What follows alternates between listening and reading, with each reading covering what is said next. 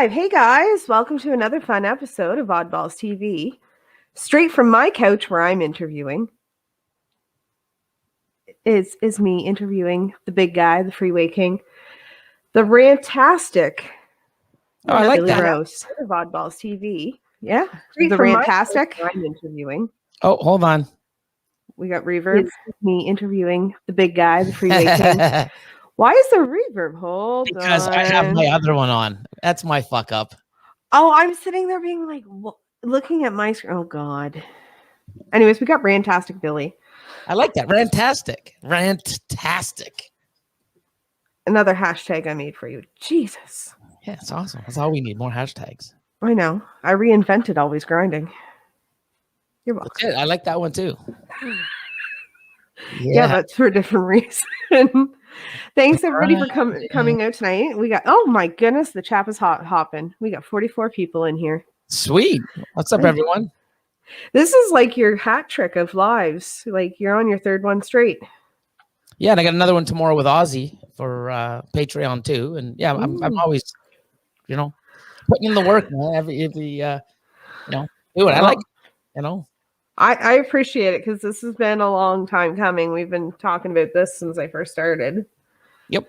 You've just been busy with the new facility and launching the app, programming all the stuff in the app. And then general maintenance, cleaning, stuff like that. And we got to get some more videos out. So we're working on that this week, next week. The glass should be in 2 weeks or less.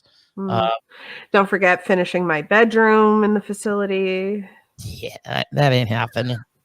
Like I don't even. So, no. The stripper pole. Yeah, but I mean, why would I have one there? It would make no sense. It's an homage to where you started to where you are now. Keep you humble. I would need. I mean, I've done a lot of things, so we're not. Oh, like what's the weirdest job you've had? The weirdest. Since I was 19, I've had my own business. I left home at 16. At 19, I always had my own business. Well, I work for myself. Yeah. Being a stripper isn't really owning your own business. It's self-employed. I've been self-employed since 19. So yeah, I mean, you could have went rogue and was doing Kijiji ad stripper business. I don't know. Yeah, well, when I was doing, I don't even think Kijiji was around. So no comment. No. Back when you first started breeding reptiles, it was dinosaurs, right? Pretty much, yeah. I would say that. No. That's why I liked reptiles so much. Is because I'd be walking down the street and our buses were like dinosaurs, and you sit on them. And all right, Fred, calm down there. Malcolm, I think he even said he did a centerfold on a magazine. Fred, yes, he did. Yeah, I'm surprised no one has seen it yet. I know I have one. I gotta find it. I've just been so busy. I got it somewhere. Oh, you can find it online. Hey, Lord. Just saying, you can find it online. Probably. Yeah. So no comment about that. It's funny because I hardly had any tattoos. Just I may have only had one, and I think I had my one on each arm or just the band, and I actually think they photoshopped it off or whatever they did. I seen a little rose. Was it? Yep. Yeah, but that's covered up. So you actually found it. Oh my God, it's crazy. You actually found it. It was a team effort between me and someone else. We found it. It was. Hold on. Was it October 93? No, I think it was August 93. August 93. Yeah. I know it was back then. It was 93. Yeah. It's funny because I actually your name was Jed. The funny story is I actually went and I danced in Montreal. And while I was there, there's always people like, hey, would you do a photo shoot? And I actually did a photo shoot for an underwear company called Greg. Gregg. It was a Montreal-based. Okay. Montreal is very fashion-based. Well, it used to be. I don't know now, but a lot of the, Yeah. So I did a photo shoot, and then afterwards, like, hey, would you ever do nudes? And I'm like, what? No. No, I mean, no one's like, oh, I'll pay you this much. It was like back then. It was like, what? Cool, and we did it, and it was neat. But that's it. Next. Just next. I mean, my weirdest job. I sold them the. Well, sorry, I signed off on the photos. So that was actually in. Let's see, I was 21, 22, and then so that's all I did. I did nudes, and I did a bunch of other stuff, and then all of a sudden, a few years later, he published them. So he actually made more money. He sold them to Hustler. So I didn't do a thing for Hustler. I did it privately, but he's the photographer, owns the rights to them. So then he sold them. And I'm like, what the fuck? Because my friend's like, oh, dude, you got to look. And like, what the fuck? So I'm looking, and what are you looking at? It's like, dude, it's you. I'm like, what do you mean it's me? How the fuck am I in there? And apparently the fucking photographer. I love that your name was Jet in it. That was like my favorite thing. Yeah. Jet. Well, because I didn't really use my real name, right? When I did stuff, because that was my dancing, oh, what's your name? And then Kiss and Tell was my stage name. Oh, but it's like, it makes me think of that movie. My name is Jeff, only with Jed. My name is Jed. Yeah, it's great. Yeah, I used to work for the funeral home industry, and I also used to work for Microsoft. So sweet. I mean, it was a really quiet job. Like, and if it wasn't quiet, it wasn't a good reason. It was the funnest job I've had, honestly. I also was daycare teacher, so I mean, I've been everywhere. Yeah, I've always been an entrepreneur and tried doing my thing. Yeah, I don't like to sit in one place too long. Christy wants to know why Jed. Like I said, it was the photographer that put it all in there. But back then it was Kiss and Tell. That was my stage name. So yeah, that's it. Kiss and Tell. That's that was it.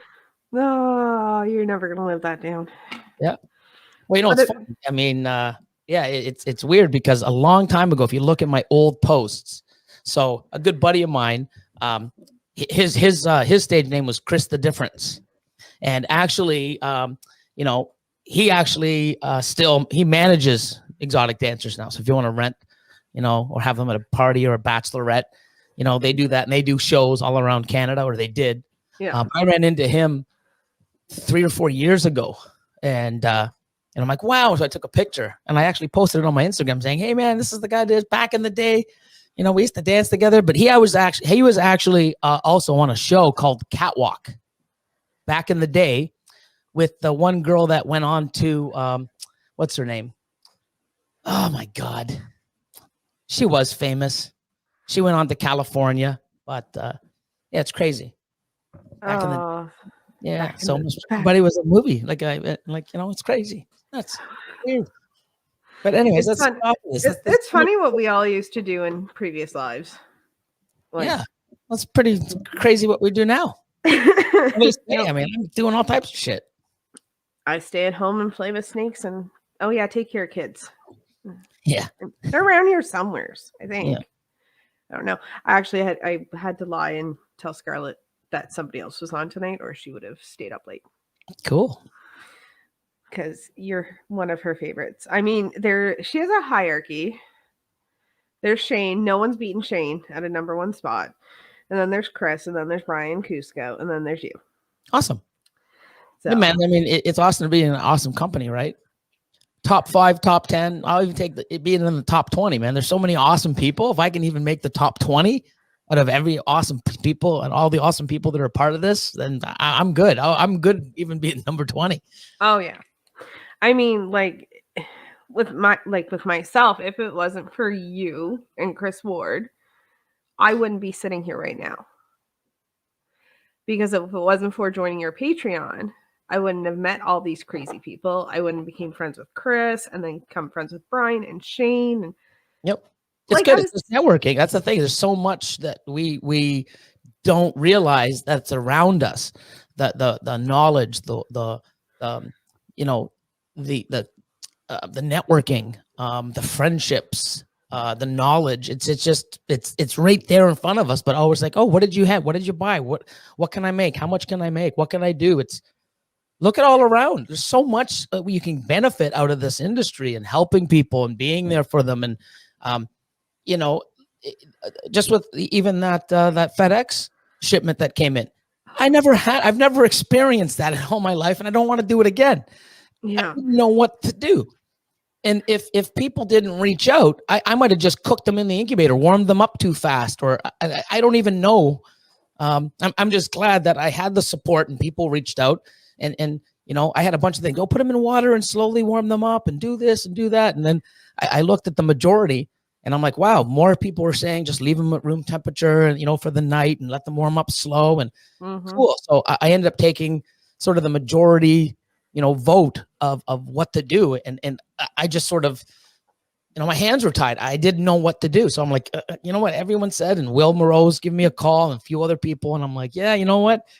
Let me just do what these people are saying. Like, well, I can't really lose. They're frozen solid dead, Yeah. and I couldn't, oh no, don't worry. They'll come back to life. And I'm like, it's fucking frozen. Like There was one, I'm like, that's dead. That is dead. I was like, like I felt like if I went and picked it up and dropped it, it would have went ka-kong, and maybe cracked. Like it was that fucking frozen. I'm like, there's no way these things are coming back to life. Amazing, man. Like I couldn't believe it. I thought everybody was nuts. Like, yeah, this thing's coming back to life. Yeah, you're fucking ridiculous, but they did. I mean, we're used to snakes coming in cool because of where we live. Like we're like 5.5 hours from our hub.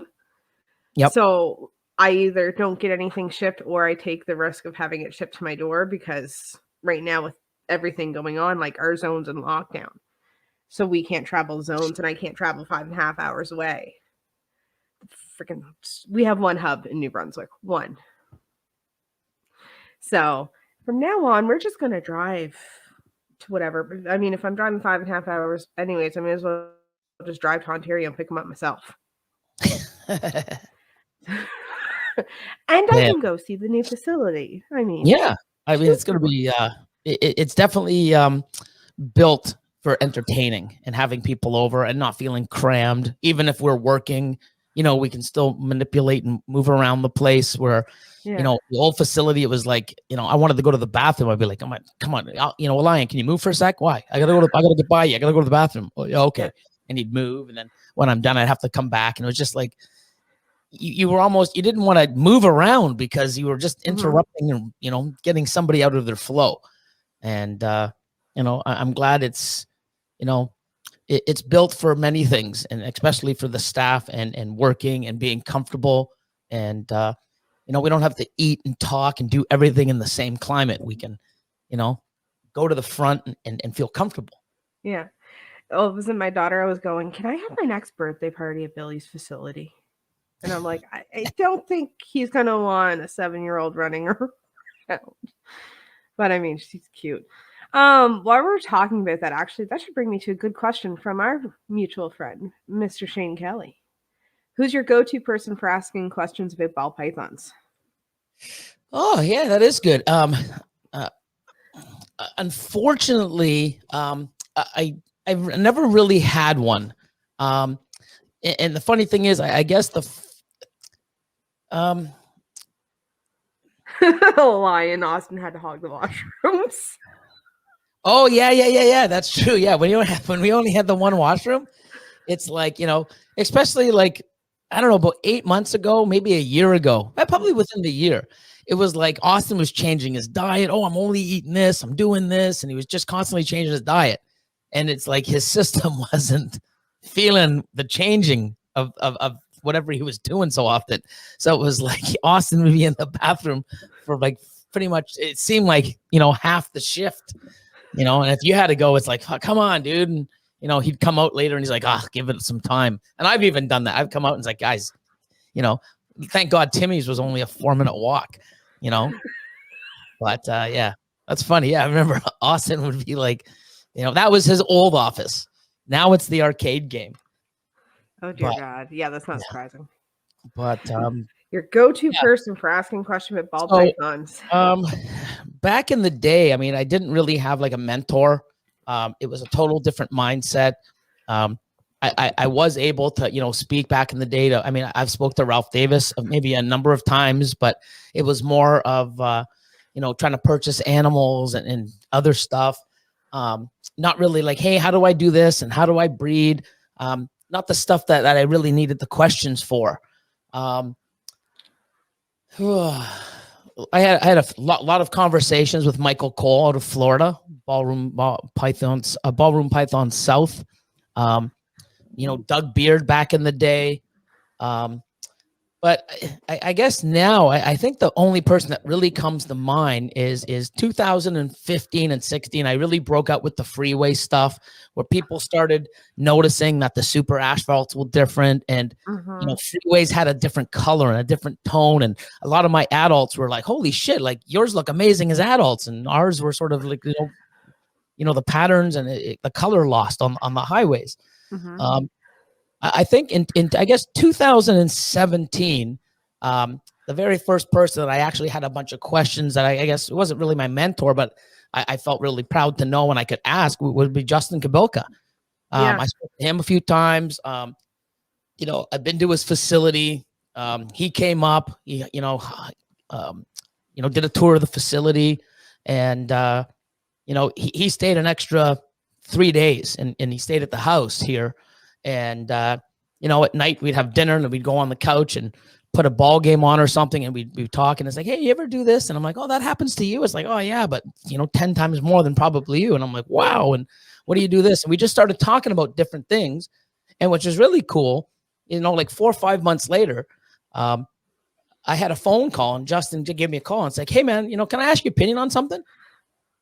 And I was at Costco doing a job, having my guys, and I'm like, yeah, hold on. So I said, guys, I'm going to take a walk, and I'm walking through a Costco that was being developed, and that was actually, I believe, in Stony Creek, and so I'm walking around with my hard hat and stuff, walking around. I'm like, yeah, sure. And he asked me about an opinion on and I was just like, wow, like here's Justin Kabilka asking me about an opinion, and it's just because I guess the topic, I won't get into it, was something that I guess he knew I could relate to, and how I would deal with it up in Canada, or, and it's good because sometimes, you need to bounce stuff off of people.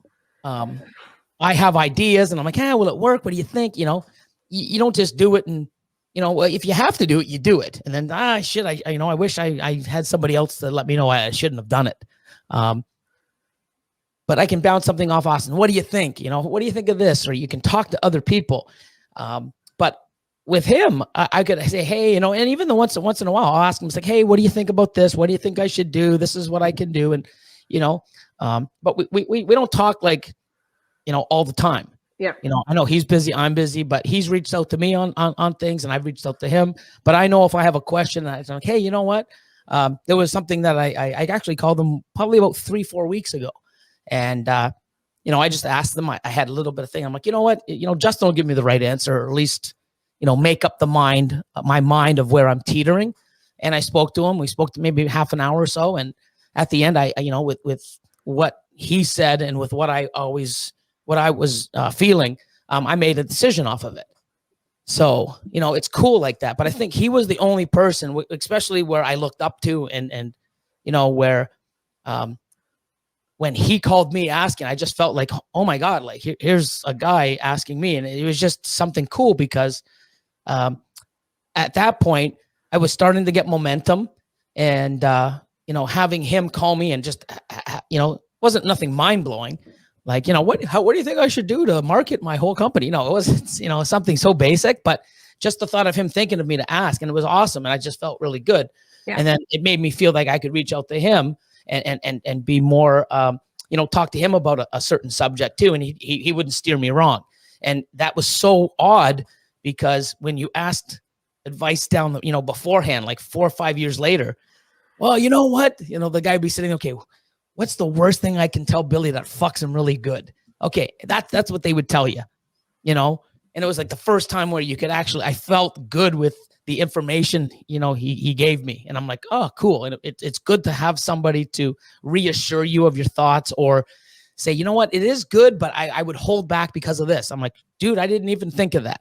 So it's good to have someone like that in your corner. And I think a lot of us now, we have the videos, we have people, we have all different types of people's Patreons. We have people that are mentoring people, and they're, tight click group. And it's only beneficial to our industry, our hobby, your learning, your motivation to keep pushing you forward. You're going to fail. it's what you do after you fail.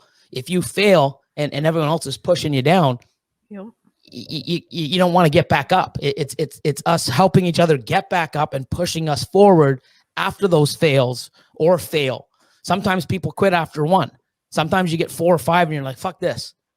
And sometimes you have an amazing year and sometimes you have an okay year. Sometimes you get murdered. It's like, fuck, but it's longevity. Oh yeah. It's it's our first season. It's already proven to be interesting. Yeah. I mean, in many ways, unfortunately, but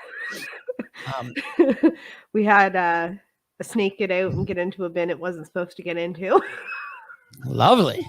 So now my poor daughter, her snake was a pastel and she paired it to the Mojave asphalt, the pairing that was going to take you out of business. Yep. Well, now that pastel has also paired with a clown. Just a single clown, I'm like, fuck. I'm like, that's not the dual sired clutch I would want. Yep. But oh well.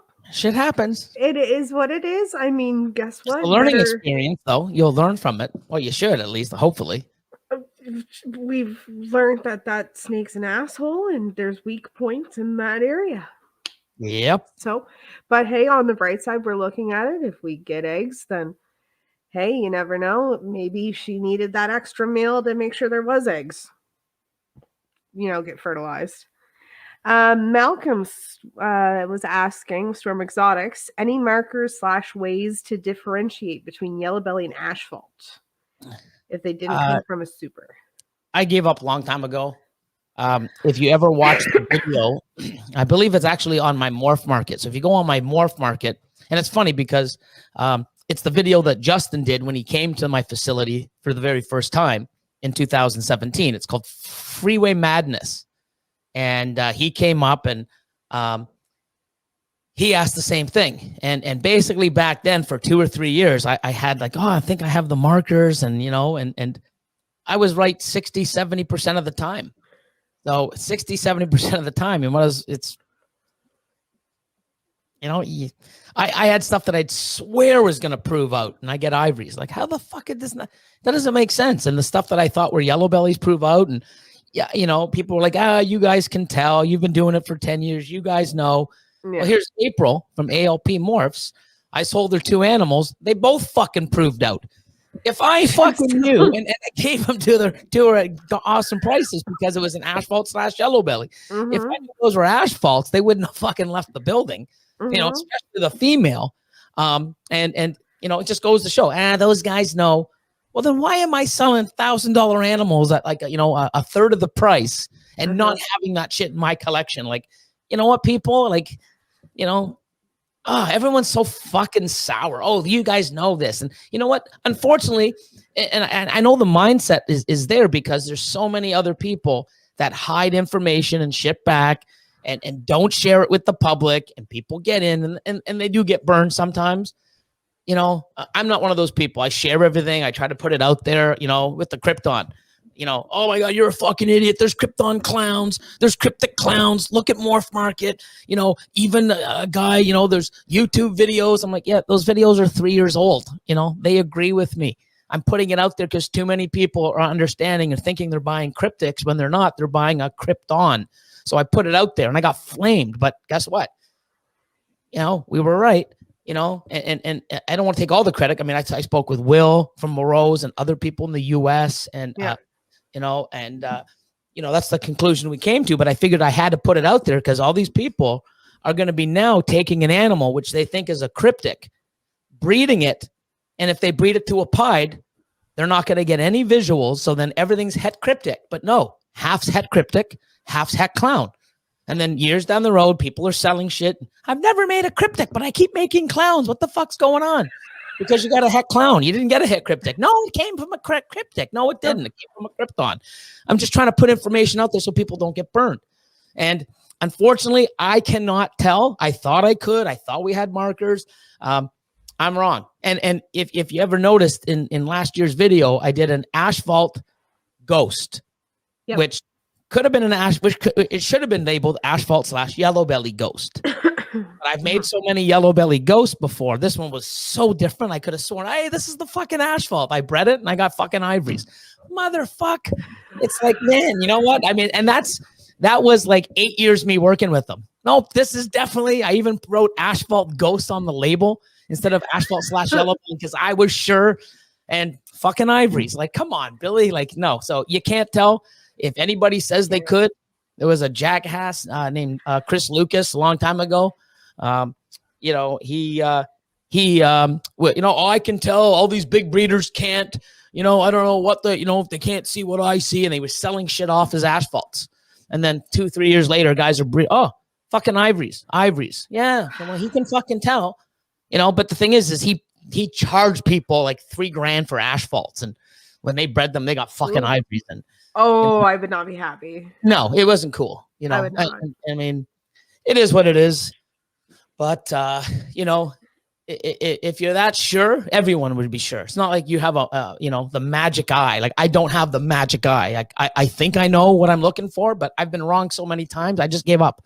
And, even in Justin's video, he goes, so you're not too good at it. I'm like, no, 70% is I guess it's okay. But, it's just, if it's an asphalt / yellow belly, that's what it is. And, I remember when I was buying my personal first snake and it was John handling it. And he was talking to you and he's like, look, we've got what we thought at the time was a male ivory, a female pastel, and a male super pastel enchi. And she wants to make freeways, right? Like super pastel freeways, some super pastel enchi freeways. Can she get what was it? It was like a pastel yellow belly asphalt I was looking at. You didn't know the difference. I didn't know the difference. And you're like, no. Her best bet's to get this. Yes. And it was just a straight up female asphalt. Yep. She's downstairs. She's great. She was a little butthead to get eating, but she's great. What's good about having supers is when it comes from a super, and I've made so many that some of them are just so blatant obvious. And then some are like, yeah, I mean, that's hard to see if it's a yellow belly looking animal, but you can sort of see it. And others are like, holy shit. You can see it from around the room. Oh, that's definitely yellow belly, or asphalt. Like, it has that, that look to it. But yeah. And like I said, I sell animals as they are, asphalt / yellow belly. I can't tell. A few people prove some out. Yeah. I know Josh down in Florida. I sold him a pastel lesser asphalt / yellow belly female, and he bred it and made super asphalts. I'm like, man. And then the same, was it the same year or the year after? Another person bought a male, and Mike Duclos from here in Ontario, he bought a bumblebee asphalt / yellow belly. Turned out to be a bumblebee asphalt because he bred it to ivories and yellow bellies and made freeways. I'm like, man. And then April killed the male and the female. And I'm like, wow, like that's crazy. Like, so there's 4 just off the top of my head within the last couple of years that I sold as asphalt / yellow, and all those proved asphalt. So you can't tell. Don't try. It's just, work with what it is and sell it as what it is. And hope that it does prove out, but not too much, because then you're like, damn, I got all these asphalts that everyone else has and I don't have enough. Damn it. You can never have too much asphalt. We're trying to use it like you would yellow belly, and so I never have to worry about getting a white snake. But I'm a freeway girl too. Elliot wants to know, when you say you can tell, do you refund the money back when you're wrong? Just curious. And when you say you can tell, you can't tell. Yeah. Okay. But in your case, it came from a super asphalt. Yeah. So a super asphalt to anything, I can guarantee everything is asphalt minimum because it came from a super. If anything comes from a freeway and it's not an ivory, a super, or a freeway, the offspring is asphalt / yellow belly every time. Like, I can't even, I won't even do, I think this will prove out. I don't. It's asphalt / yellow belly. I price it as asphalt / yellow belly. There you go.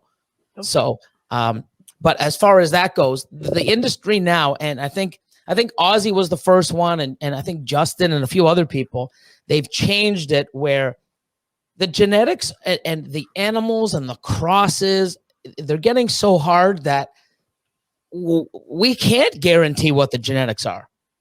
But we can look at it and give you our best, representation of what we see. And Ozzy, you see some of his animals, Orange Dream, Enchi, Fire, Ivory, possible Super OD, possible Super Enchi, possible something else. You can't see those, but you can see it's an Ivory. You can see it's an OD because it probably came from a Super OD. Knowing Ozzy. OD. Oh, yeah. So, he knows that it's this, and this, and it could be this, and this, but he sells it as that. We cannot guarantee, 5, 6, 7 genes, especially some of them. There's things that go on. Like, can you tell yellow belly in this 6-gene animal? I'm like, no. Maybe this. How do you know it's hep pied? Well, because it came from a visual pied. Oh, but it has markers. Yeah, I know a lot of animals that have markers that aren't pied related and don't prove out. So you really got to look at it. And the way the industry is now, you should know that we're not out here to beat people up or rip people off. I'm not going to sell, hey, this is this, and this, and this, and I guarantee it, and you buy it, and I'm wrong. First of all, I look like an idiot. Okay, 2, I don't need to try to add another gene on to make money from you. I sell enough animals that I don't need to burn someone for a gene. But this is what we think it is. I've actually gone and I have Austin. I have a few people. I've messaged Ozzy. I've messaged Justin. What do you think this is? Because I know they've made some. Do you think that's in here? Tough call, man. I'm sure it kind of looks it, but then there's a few things that I'm not seeing, but that doesn't mean it's not there. Yep. So some of it's tough. And I'm talking, people that have made lots of these, the polymorphism in animals is so different that, oh, yep, that's that. Yep, it has the same look. Oh, no, it's the same. They're so different that we don't really have perfect examples to compare it to, especially the way it comes out. You have an animal like pied that's just the head, or it's a very high white pied. Yep. How can you tell the 6 other genes that are in it from that little fucking patch? You need more. It's a Kinder egg snake. Yeah, as I call them. What we do is, People's Policy says we try to sell these animals with the best of our professional knowledge, and that's what it is. But at the other end, if you're looking at it and going, if I say, hey guys, here's a piebald clown, and it's a fucking ghost, you should say, you know what? I think Billy's fucked up. I'm going to stay away. I'm not going to buy it. But if you're looking at it and go, hey, you know what? That looks like a 3-4 gene clown pie that possibly looks Enchi and OD. Yeah, I can see where he's confused. But you know what? It's such an amazing looking animal. I'm going to take the risk. I'm pretty sure it at least has the 4 gene. If it has the 5th gene, it's a bonus. But I'm pretty sure it does. I'm going to take it. So you've got to look at what we're trying to sell and say, I can sort of see where, you can see it being there. I'm not sure, and negotiate. But we cannot guarantee any of these animals unless it's a single gene, or double gene that we've made over and over and hundreds of. But some of these genes and double hets and influences and, if there's vanilla and fire, I can't guarantee it's vanilla. I can't guarantee it's fire. Yeah. I can guarantee it's one or the fucking other, and that's what we got to do. And if you don't want to take the chances, like, oh, I better be vanilla or all my fucking pairings are fucked, and you breed that fire or that vanilla and it turns out to be fired, all your fire stuff, and you get all white snakes, you can't go, oh, Billy, it was supposed to be fucking vanilla. It turned out to be fire. I told you it was vanilla or fucking fire. You assumed and wanted it to be vanilla. I didn't say it was. It's like, I can't tell. It's one or the other. And I was right. You got fucking super fires. So I was right. Sorry you didn't get the fucking, what you wanted, the gene you wanted, the vanilla, but I didn't lie to you. It just sucks for you that you got a bunch of white fucking snakes, I actually have, it's not from you, but I have an OD Cine Enchi that's either fire or vanilla. And Yeah. I went and it's got a ringer this big on it. It looks low white pied, like it's insane. But just to be on the safe side, Kathleen went and bought a super fire female to prove the damn thing out because I want to be sure. Yep. But the super fire could also be banana, OD, and asphalt. Yeah, there's so many different things like in those animals that you don't know. And if you get if you get one of those bonus genes or all of them, it's like, wow, amazing. Yeah. But you also got to do as a buyer, you got to look and say, hey, you know what? And I think it's out there, like, Ozzy, myself,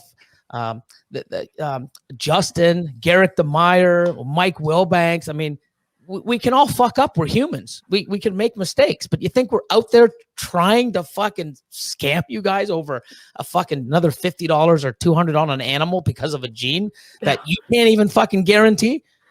Because if you can guarantee, oh no, Billy, that's not it. Cool. Why don't you come over and fucking, ID all my fucking animals? Because if you're 100% on all these animals that some of them are world's first or, only, minimum, I can't tell. How the fuck can you tell? But if we can both look at it and say, yeah, you know what? Yeah, I'm confident. You know what? Here we go. And you work a deal out because I want the proper animal in that customer's hand. And I know the customer wants to buy the animal with the genes that, they need for their projects or for their collection. So you just work it out. But we can't guarantee. Mr. Cusco says you look so handsome tonight for some reason. Oh, yeah. Repping. I think, listen, the guy's like my brother, and this is the first time I've seen him on one of my lives. Jerk. A little jerk head. Oh, John Feely's in the house. Adam Wickens is here. Zach's around. Oh, Wickens. He's a funny dude. I've had him on. Yeah, it was about 3 weeks ago. Yeah. I mean, Sal and Amy. Gaia. Hey, Cusco, Billy pops into my lives more than you do. Just saying. Chromaflux, reptiles. There's a bunch of names I don't know. They came here for you. Oh, I'm glad. I love the love. You know what I mean? Oh, Red Bottom. B&H. These guys are great. They had their first live the other day on YouTube. Yeah, B&H. Yep. Yeah, they actually invited me to be their first guest for some reason. But they're going to do because they got to get you first, right? Because you know what I mean? You got to set the bar high. You've watched the show. I mean, I wear tiger onesies. I mean, now we're professional with shirts. There you go. Link to my merch store in the description below. That's it, man. That was a long time coming, but Cuddle time's here. Cuddle oh, time. Capo, Callie's even in the house. Oh, Angels, Gold-Blooded Exotics. Janae. Everybody's here. It's just a big love. Karma Reptiles. Yay. I'm trying to ignore the number of people. Like that part of my screen. Rockin'. Oh, my girl crush is here. Who's that? Here. Red Bottom. Oh, Red Bottoms. Yep. I always have. I mean, there's so many people to look up to. So many people in this industry. I mean, I'm going first year. What's really cool is doing this as a newbie, believe it or not. I've met so many cool people and have learned so much. And I'm making people come along the ride with me. You sound like you're surprised. There's so many cool people and lots of awesome stuff to learn. And we're always learning. Well, I'm more surprised that people actually want to come on this where I'm so new. Well, one thing is, and here's the thing, I don't know, but if somebody's new and they've never done these, like Corey Woods, the first one he ever did was on mine, and then, a week or two later, he's on not Brian Cusco's. Jesus, Brian's in the house. I'm looking at my triple B and he's talking about his tribe line. Yeah. Guys, my shirts are softer than Brian's. Actually, no, Brian has one soft ass fucking hoodie, man. It's really cool. It is like it's proper, man.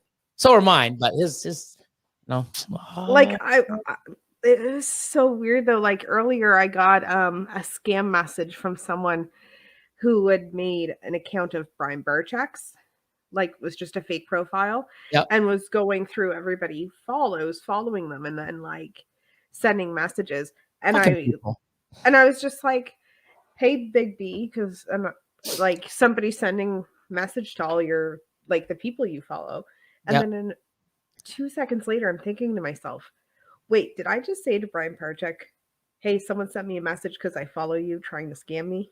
Like, what is my life? I don't know. And But then what's good about this is when you get people on, it's people that might need a couple of these. And I like how people are jumping in and doing some lives because they're going to be more comfortable. And when they keep doing what they're doing and moving ahead and they come on, MJ's or Brian Cusco's or Brian Barczyk's or mine or, some of the bigger podcasts, they're not sitting there going, oh my God, sorry, I'm so nervous. I mean, they get a little bit of the behind the mic. I'm sure they'll have a little bit of stage fright because they're on a bigger platform, but you got to start somewhere, I mean, and that's the thing. It's you're more comfortable behind the microphone. It gets easier the more you do it. So I was still nervous when I did Brian's channel. Yeah. I wanted to vomit. And I know I'm going to vomit. Yeah. But I mean, that's the thing. It's a stepping stone, right? I mean, it's something where you get comfortable. If you're going to fuck up and make a mistake, I was forced to come on. Will took Okay, so I got this idea to do roundtables. It was my idea to do roundtables, and I was talking to our friend Chris Ward. Hold on a second. Why round? Why not square or triangle? Are you racist of some sort? Like why does it have like? No, really? I'm shapist. I'm upset, man. That offends me. Why round? I don't know. I was tired. Why not like I think because I have a round kitchen table. My thought process was I was going to sit at it. As long as you have an answer. I just I'm just trying to snowflake out a little. Anyways, so I had said to Chris Ward, because he's like one of my favorite people ever. Don't tell him I said that, guys. I said, if you could do a round table with anybody, who would you do it with? And he's listing off Will Morose, June with Ballistic Pythons, Adam with Morph Designs, blah, blah, blah, blah, blah. It was like an hour later, and I had everybody agreed to do it. And I messaged June, and I'm like, would you like to do it? And he's like, no answer. And then Will Morose is like, oh no, he's doing it. And then forced him into the chat and said, you're going to be on this show. And then June came on, and he's one of my favorite people too. Chino, man, octagon tables are nice. Oh my God, we're going to need a lot of octagon shit soon. Octagon vending tables. You walk in and you got to go into like the octagon of vendors. Oh, geez. Actually, if you cut a hole in the center, that would work really well. You stand in the center and Yeah, Chino, man. Good call. You guys are special, and I love each and every one of you dickheads. What do I say every 15 seconds? They start on me. Yeah, you do say something. Someone said, oh, she'll say this every 15 seconds. I forget what it is. Interesting, isn't it? Is it interesting? Mean. I don't know. It's something. I don't know. They warned me. They're mean. They're mean to me. Absolutely mean. I'm going to take away your wrench powers, Moose. So let's go to another question. You got a lot of people. So Nico at NRB Exotics wants to know what got you into reptiles and what is your goal? What got me in 25, maybe 26 years ago, I got my first ball python. I used to be into fish. I used to import saltwater fish and coral and live rock from all different types, Philippines and Fiji and Indonesia. When I went to one of the stores, which was Big L's, waiting because, sometimes the guys I had to deal with were busy with customers. So I'm looking around and let's fucking walk over to the there's little reptile area. And I'm like, holy fuck, look at the size of this snake. Wow. And it was like a male adult ball python. I'm just like, holy Christ. And I was scared shitless. Guys like, you want to hold it? And I'm like, you can come out of the fucking cage. I mean, I was terrified. It's like, yeah. So he put it out and like, don't worry. And I'm like, super cool. And I'm looking and I'm like, fuck yeah. So I wrapped it up and took it home. And, didn't eat, I'm looking, closer at it, getting comfortable. And I see all these ticks and mites in it, I'm like, what the hell? And I'm pulling it off and learning and going back. It's like, yeah, what are these things? Oh, those are ticks. Well, what do I do? Oh, you have to like burn them off or put salt water or whatever the fuck you had to do. And, Yeah. drown them off and pull them off with the tweezer. And I'm like, fuck. So I learned that. And then I finally got it eating. And the thing ended up dying. So when it died, I went back and I'm like, yeah, when did I get any more? It's like, oh, we get them wild caught from Africa. But you know what, dude? Go to this place. And then he introduced me to Port Credit Pet Center in Port Credit. And then I went there, and that's where I met Grant Crossman and a couple of the other guys. And went walking in that store. Holy fuck, lizards and tarantulas and chameleons and frogs and you name it. I'm like, what the fuck? It was like just specialty reptile store. And wow. And so I went and got some of these, some of those, some of this, some of that. I had geckos and I had nosy bee, blue panther animals. I had veileds. I had, you name it. I had a jungle. And just wanted to get out and get into the ball pythons. I figured, you know what? Instead of doing, a bunch of everything, I'd rather, concentrate and do one, because it was so much work, dusting this, feeding this, then doing this and doing that, and all these different needs of all the animals. I'm like, you know what?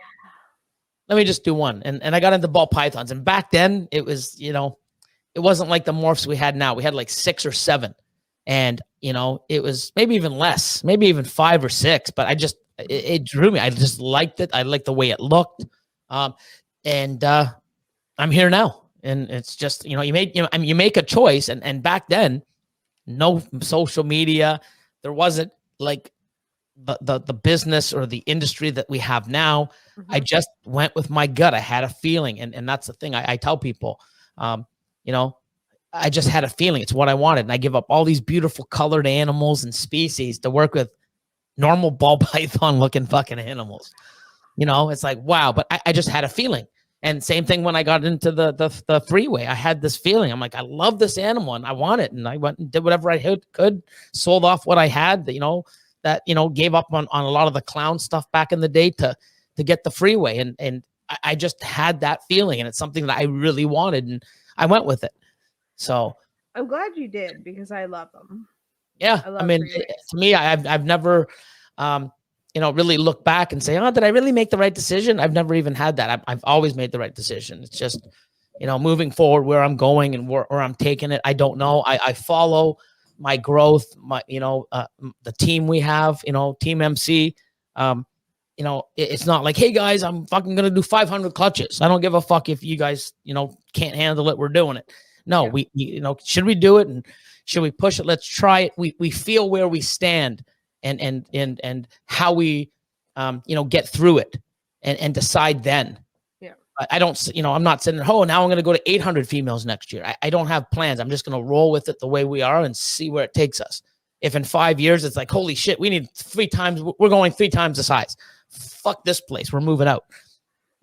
We might say that, but right now I don't have a plan. I'm happy where I'm at.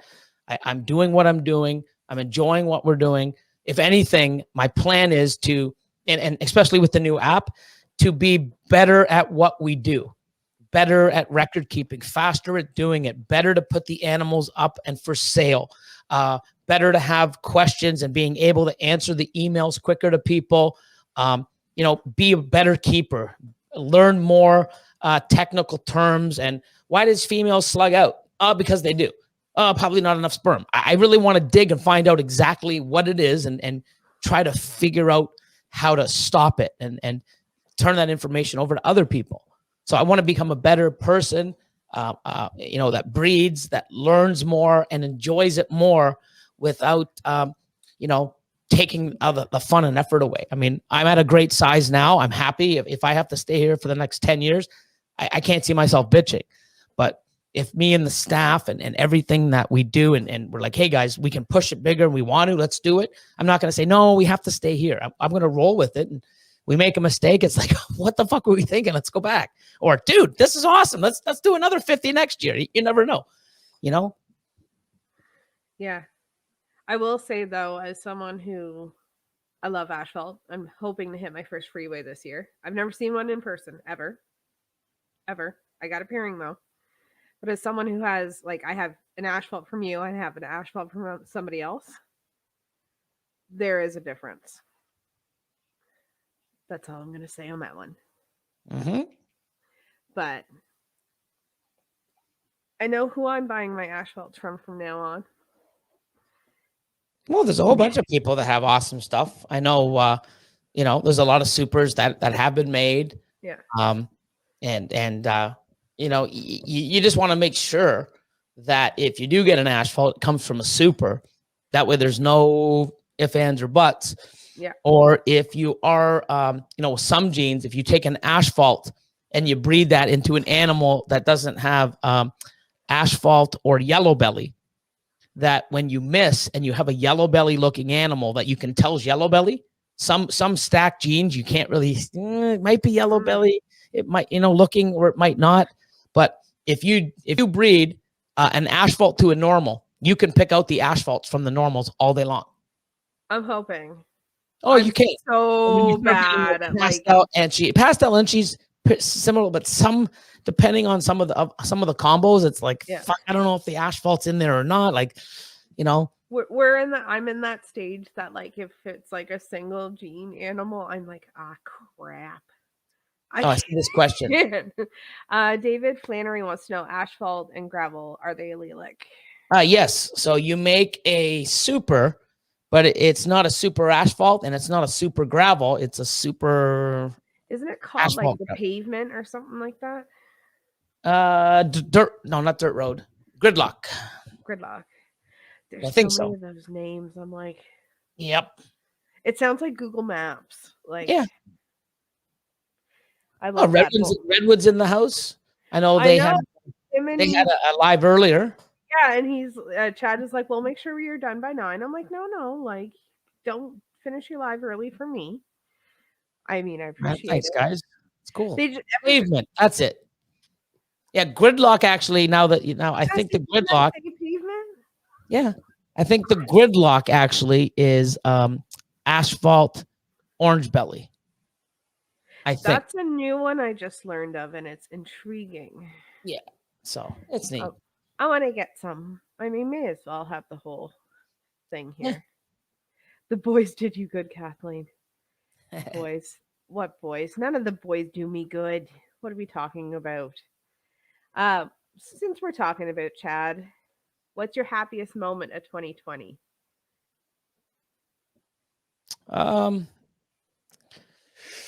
Wow. Happiest moment of 2020.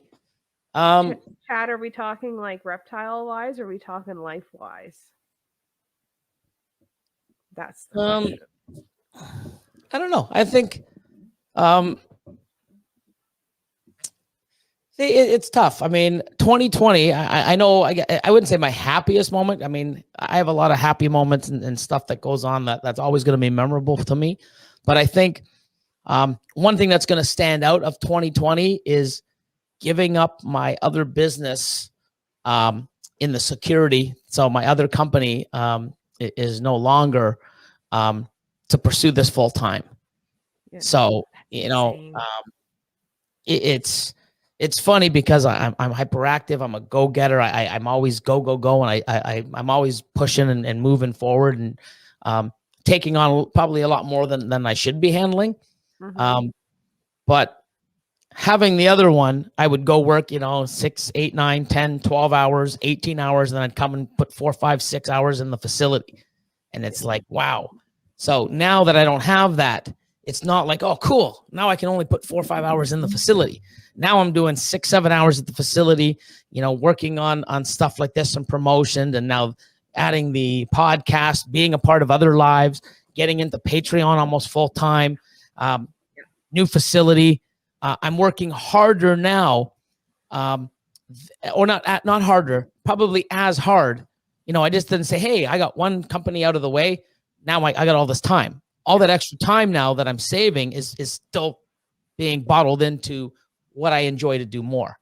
And I do this 18, 19 hours a day. I'm doing something snakes, searching, researching, reaching out, guiding, planning, feeding, cleaning, talking to the crew, doing videos, learning. There's no end, and I love it. So I'm not complaining at all. I'd have to say, as crazy as 2020 has been, because we started the reptile business, I did this. I'd have to say we had the baby. We had the little baby who's 10 days away from turning 1. I'm not ready. She's the last. Adam Wickens, but you can still win the Mr. Clean lookalike content for extra coins. That's right. Yeah, for sure. I just got to get my belly a little bit buffer. Okay. You know? It's okay. I'm going to start, working out again. I got a full gym here in the house. Brian, you start calling me that, I disown you. Chad calls me leaner. Yeah. Only Chad can. Okay. Cusco starts calling me that. It's going to be bad news bears. I have so many nicknames. It's not even funny. Cool. Tej wants to know, with the atypical origins children, what's your favorite recessive and allelic combo? Favorite recessive. I'm gonna go pied. I mean, it's always been a favorite of mine. Like I love clown, but I mean, I think pied. It's still probably one of my favorites. It's probably been my favorite. It's probably the one thing that when I saw and I inquired about one when they were 50,000 US each. It's always been something that's just mind blowing, and I love working with it. I have quite a bit. I've got a lot of combos. I've got a lot of double recessives and triple recessives with pied. So lots to come, lots to do. I still want to see something really make it like, oh my God, that's a pied, like it just, Justin's taken clown and I'm sure we haven't seen it all yet, but he is taking clowns to levels that we never ever fucking thought was even possible. And it's just scratching the surface. So I'm sure there's genes out there with pied, hopefully. I know there's a lot of genes out there that make pied fucking all white or very reduced. Yeah. So I don't have as much stock to play with, but maybe genetically stacking stuff with things to the pied can release and do other stuff. You never know, but I do like pied. Now, as far as allelic, freeway, man, come on now. Oh, that's my favorite morph ever. I can't wait to see one in person. Whenever you do lives at the facility, I always yell at Catherine to go get a freeway every time. Every time. I love them. Antoine's in the house. Watch I these saw that. clown pads. I just had Antoine on the other night. Yep. One of my favorite people. Andrew Redwood, leaner, autocorrects to keener on my phone, so maybe Kathleen will let me roll with that. Plus, it's super keener. I love you guys, but you're all dickheads. That's all I'm gonna say. You see, your audience is similar to mine, so I get the same degenerates. Yeah, we're everywhere. We're fucking everywhere. You think it's that fucking easy? Like, what the fuck? Come on. You just gave us another place to fucking show up at night. Like, oh, fuck. What are we going to do? I don't know. Let's go fucking bug someone else. There's no one else. Oh, she just had a podcast. Let's go fucking bug her. Yay. Oh, my God. After that whole Drildo thing, I was interviewing someone serious. It's one of my first few interviews. And then Drildos are going on in the chat. Mm-hmm. And I'm like, guys, stop. It's fine now. Everybody knows how I am. Mm-hmm. Everybody knows. Someone say, Zach, shush. You guys are getting me off topic. All right. Fang Fabrications. Favorite thing about the hobby and least favorite thing. All right. Favorite thing about the hobby is being inspiring people, just, being myself, which a lot of people are, I mean, I've heard you say it many times. Who wants to watch? You be yourself. When you try to be someone different, it's not the same. It's so much easier to be you.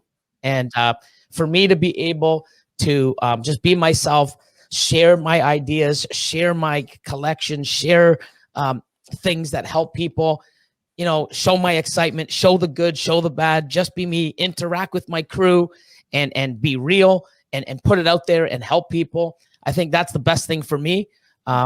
You know, it's not really the hobby. It's about what I do in the hobby. Favorite thing about the hobby is having people out there that want to learn, want guidance, want to do things, want to grow their collection, want to, you know, help others and build a community. I think the community is my favorite thing about the hobby, us helping people and picking them up and, you know, stepping to bat. And total opposite. The least favorite thing is fucking douchebags. Total opposite, and do the total opposite of what I just mentioned. You know, yeah, rant alert, it's coming.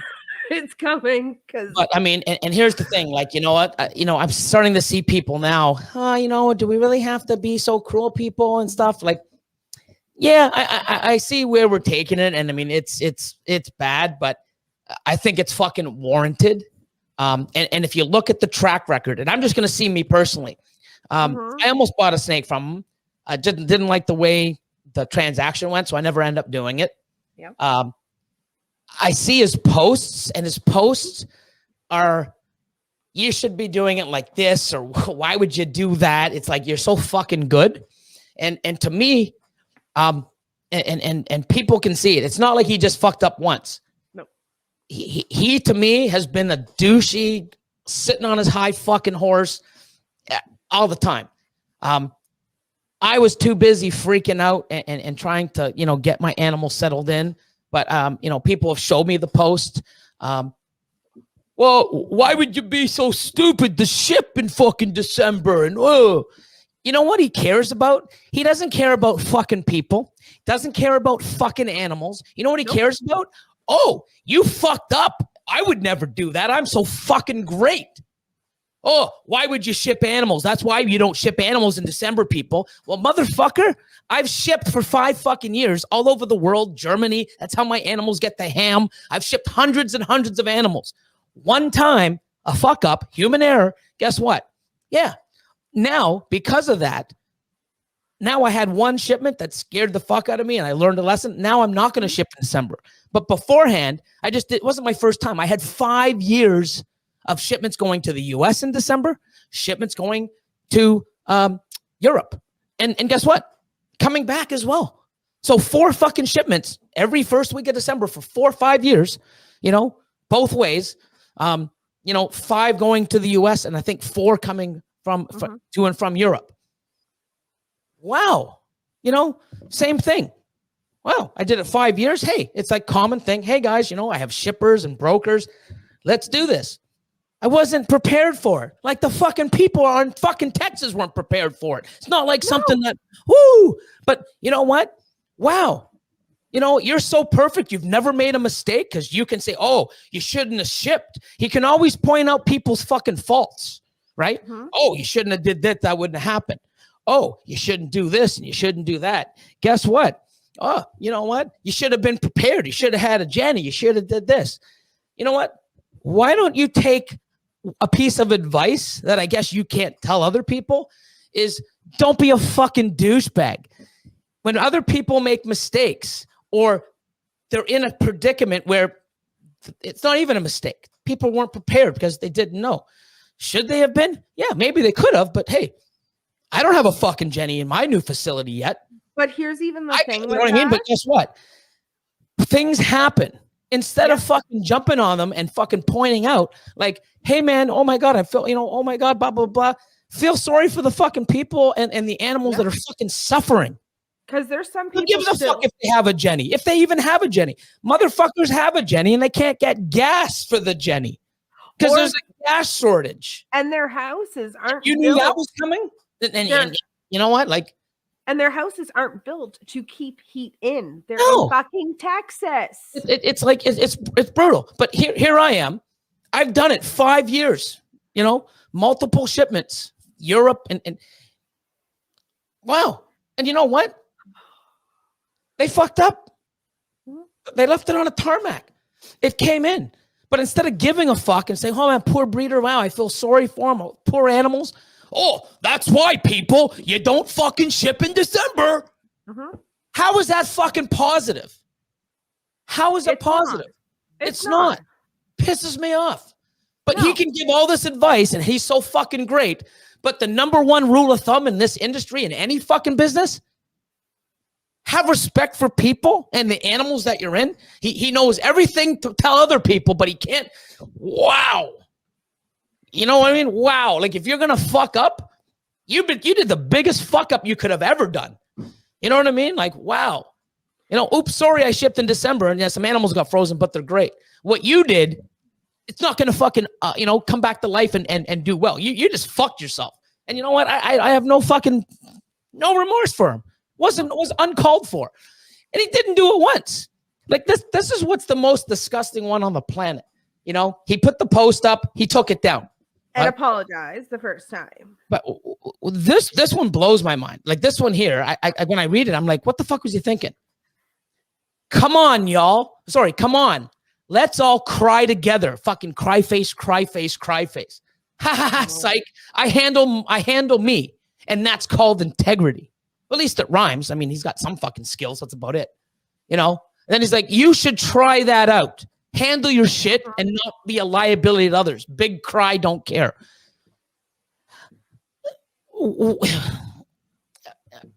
I mean, if I was a piece of shit and I basically went, come on, let's all cry together, cry face, cry face, cry face, I would have stopped and I would have looked and I'm like, that ain't right. I would have stopped there. But no. He don't give a fuck about anybody. He really doesn't, or animals, or people, whatever. Ha ha ha, psych. I handle me, and that's called integrity. What a fucking high horse attitude to have. Thinks he's better than everybody. He posted all the time. If you go look back at all of his fucking posts, it's not helping people. It's not picking people up. It's not supporting people. It's jumping on them when they fuck up or something happens that's negative. Do you think I wanted my animals to be in that situation at all? No. But when it did, oh, you should know better. That's why, people, you don't do this. Nope. Like I fucking planned it. He does not help the community. He picks on the shit that's mistakes or when people are down. It's bullshit. Totally against. And handle your shit and not be a liability to others. Oh, big cry, don't care. Oh. Who the fuck? Wow. He lacks empathy. There's no fucking excuse. It's sickening. It is. I can't even get into it. Like it's disgusting. But he does that. He does so many things like that. How does it promote or like, it's like he's picking apart other people's faults, instead of going, oh, poor animals, the poor people freezing, the poor animals freezing. People are losing their goddamn fucking collective in one of your posts because other people do. The majority people do. And other people don't say shit. They just sit back and hold it back. But other people, sorry, love and prayers, not picking apart what they should have fucking done, you motherfucker. Mm-hmm. Wow, it pisses me off. It really does. And it just shows the lack. It's not this, oh, this is the first time he made a mistake. He's making a fucking mistake every time he puts a fucking post up. He really does. Look at it. Mm-hmm. And here's what, I'm just going to go off here for a second. You go right ahead. Oh, here's the thing. Many people don't know this, but I think I did get into it a little bit on Monday. So here's what's crazy. Okay. I gotta are you going to show them what you showed me earlier? Yeah. So basically, this is what he did the other day. Okay. So I had Shane. Fucking awesome. Best guy ever. So let me just see. Did I save it? I know I saved it. Yeah. So Shane's on. I brought Shane on. So I posted tonight, YouTube, Shane, Small Town Exotic, blah, blah, blah. Yep. You know what he put up after? Okay. This. That's his. Okay. Ball Pythons 101. Yeah. Guys can pull up brand new to a hobby, to a season, this hobby with 15K. Okay. Do a couple videos. Okay. And show saying they're there. And he doesn't even have proper English. Like when you read it, it's like, what the fuck? You have to read it over and over. But do a couple videos and shows saying they're there, and podcast hosts will beg them on this hobby. Oh, sorry. And beg them on. This hobby is thirsty as fuck for content, new blood, and money. YouTubers, man. Yeah, wild. Dudes with money really get put on. It's funny as fuck to me because production never lies, though. This hobby, honestly, in my opinion, gets cheesier by the day. I don't know if that was meant for me, but it's just perfect timing. Yeah. But this one was, motherfucker. Okay, watch this. Also, I guarantee, can't spell guarantee, you, any, but it says and, so he can't spell. Okay, so he's not only doing this, he's not thinking, which is cool. But you know what? I was in a position, I had a gun, I grabbed it, I pulled the trigger, I killed somebody. Oh, I didn't mean it. Sorry. It's done. It's fucking done. You can't get it back. But here's what pisses me off. Also, I'll correct the grammar. I guarantee you, any reptile. And don't forget, this was Monday at 5 o'clock before the podcast. Yep. And fuck, all guys want the YouTube and everything's thirsty for fuck. You know why we're thirsty as fuck? Because we want to be part of the community. We want to learn. We want to be a part and listen and support people. Not fucking think we know it all in your mommy's fucking house. He lives with his fucking mom. He lives in his mommy's house. In the basement. Yeah. So, you're a big man. Like, dude, you know what I mean? Like, so other people, it's like crazy. You know why we're dying? Because we want to connect. We want to meet. We want to be in the chat. We want to see what's going on. We want to support each other. We want to listen and learn. That's why we're thirsty as fuck. And we're not thirsty for your shit because have you seen some of his fucking videos? Like I turn them on in his lives. And I'm like, what the fuck? I can't even watch them. Yeah. He makes Chris Hardwick look like fucking JKR. Like, holy fuck. Wow. Did I ever say that? Yeah, I probably did. I'd rather watch Chris Hardwick than fucking him. Like, I really do. Sorry, but I'm going off. Anyways. I guarantee you, word for word, okay? I guarantee you, any reptile tracking product you buy, subscribe, or use, the owners can see all your data on the back end, and there's no privacy. Well, he's right. Okay? But not the owners, the developers. Yep. I'm a 30% owner. My partner's 70%. I don't even know the developer's name. He's probably in India or another country, China. I don't know what the developer is. They can, if they need to, they can go in and get through the encryption to go and do something for you if it's requested. Why does a developer or my partner who's an app fucking, why does he give a fuck if you have yellow belly clown in your collection? Why the fuck would I care what Justin has in his collection? How's that going to help me? I mean, I'm doing my own shit. My shit's going on there. Oh, but you have access to it. We show all of our shit off. Look what I bought. Look what we just had. Look at the pairing. We can go to Justin's facility and fucking look. I mean, like, it's not like, oh my God, I know what he's got. I can sell it to the black market and I'm a millionaire. Like, it's not fucking credit card and fucking social insurance numbers, people. No. But any app in the world has access to, it's not new. So you know what I did? Watch this. Here we go. Ball Pythons 101. Monday at 5:43. Ball Pythons 101. 5:43. An hour and 15 minutes before my podcast. He posted that. So I'm like, I'm 30% owner of the company. You are absolutely right that the developers can have full access. That is 100% in all apps. Nothing new. I have no access or would even want any. My role is simply an investor, user, and promoter of this amazing and ever-changing app. That's what I did. Awesome. I didn't ask. Thanks for sharing. So you're going to go on there and you're going to put a fucking statement like that. And then I reach out to you and little pussy. Oh, awesome. I didn't ask, but thanks for sharing.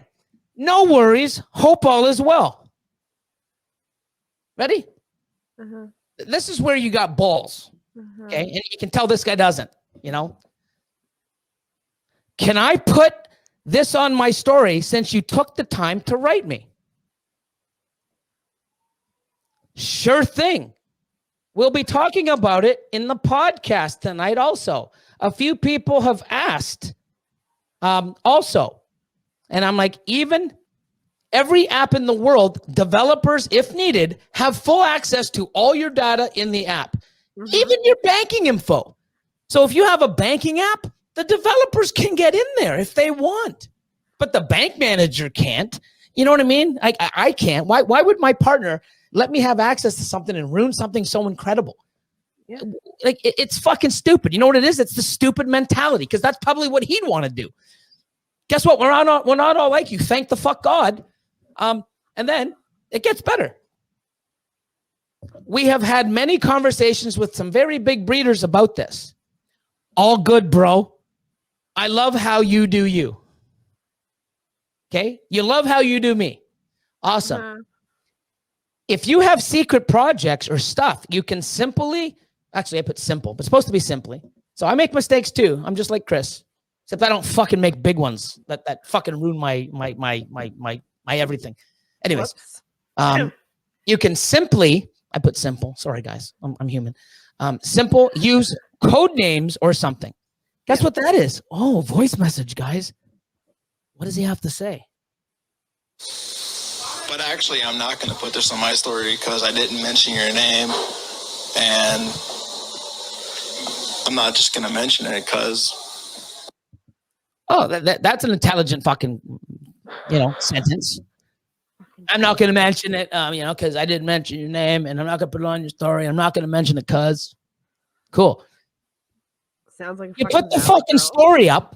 I confront you and say, yeah, you're 100% right. Can I put, exact words. Can I put this on my story since you took the time to write me?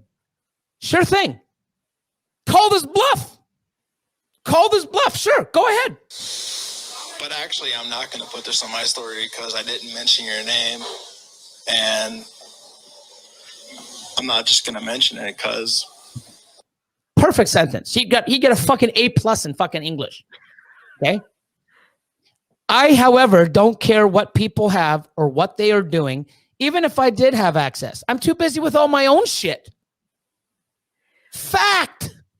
But all you big breeders use like a serial code system for your snake. No, I put them right in. I don't hide anything. You can come to my facility and open up every fucking drawer. I don't have nothing to hide. I understand people have certain projects. Cool.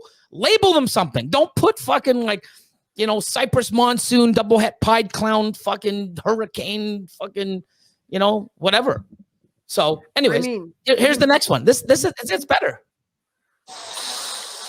It's very general. You're not the only software app out there, but no, it's cool that you reached out and saw my story and all that. But it is what it is. It is the truth, though, and it's what I heard. And like you said, it is true. So there's that.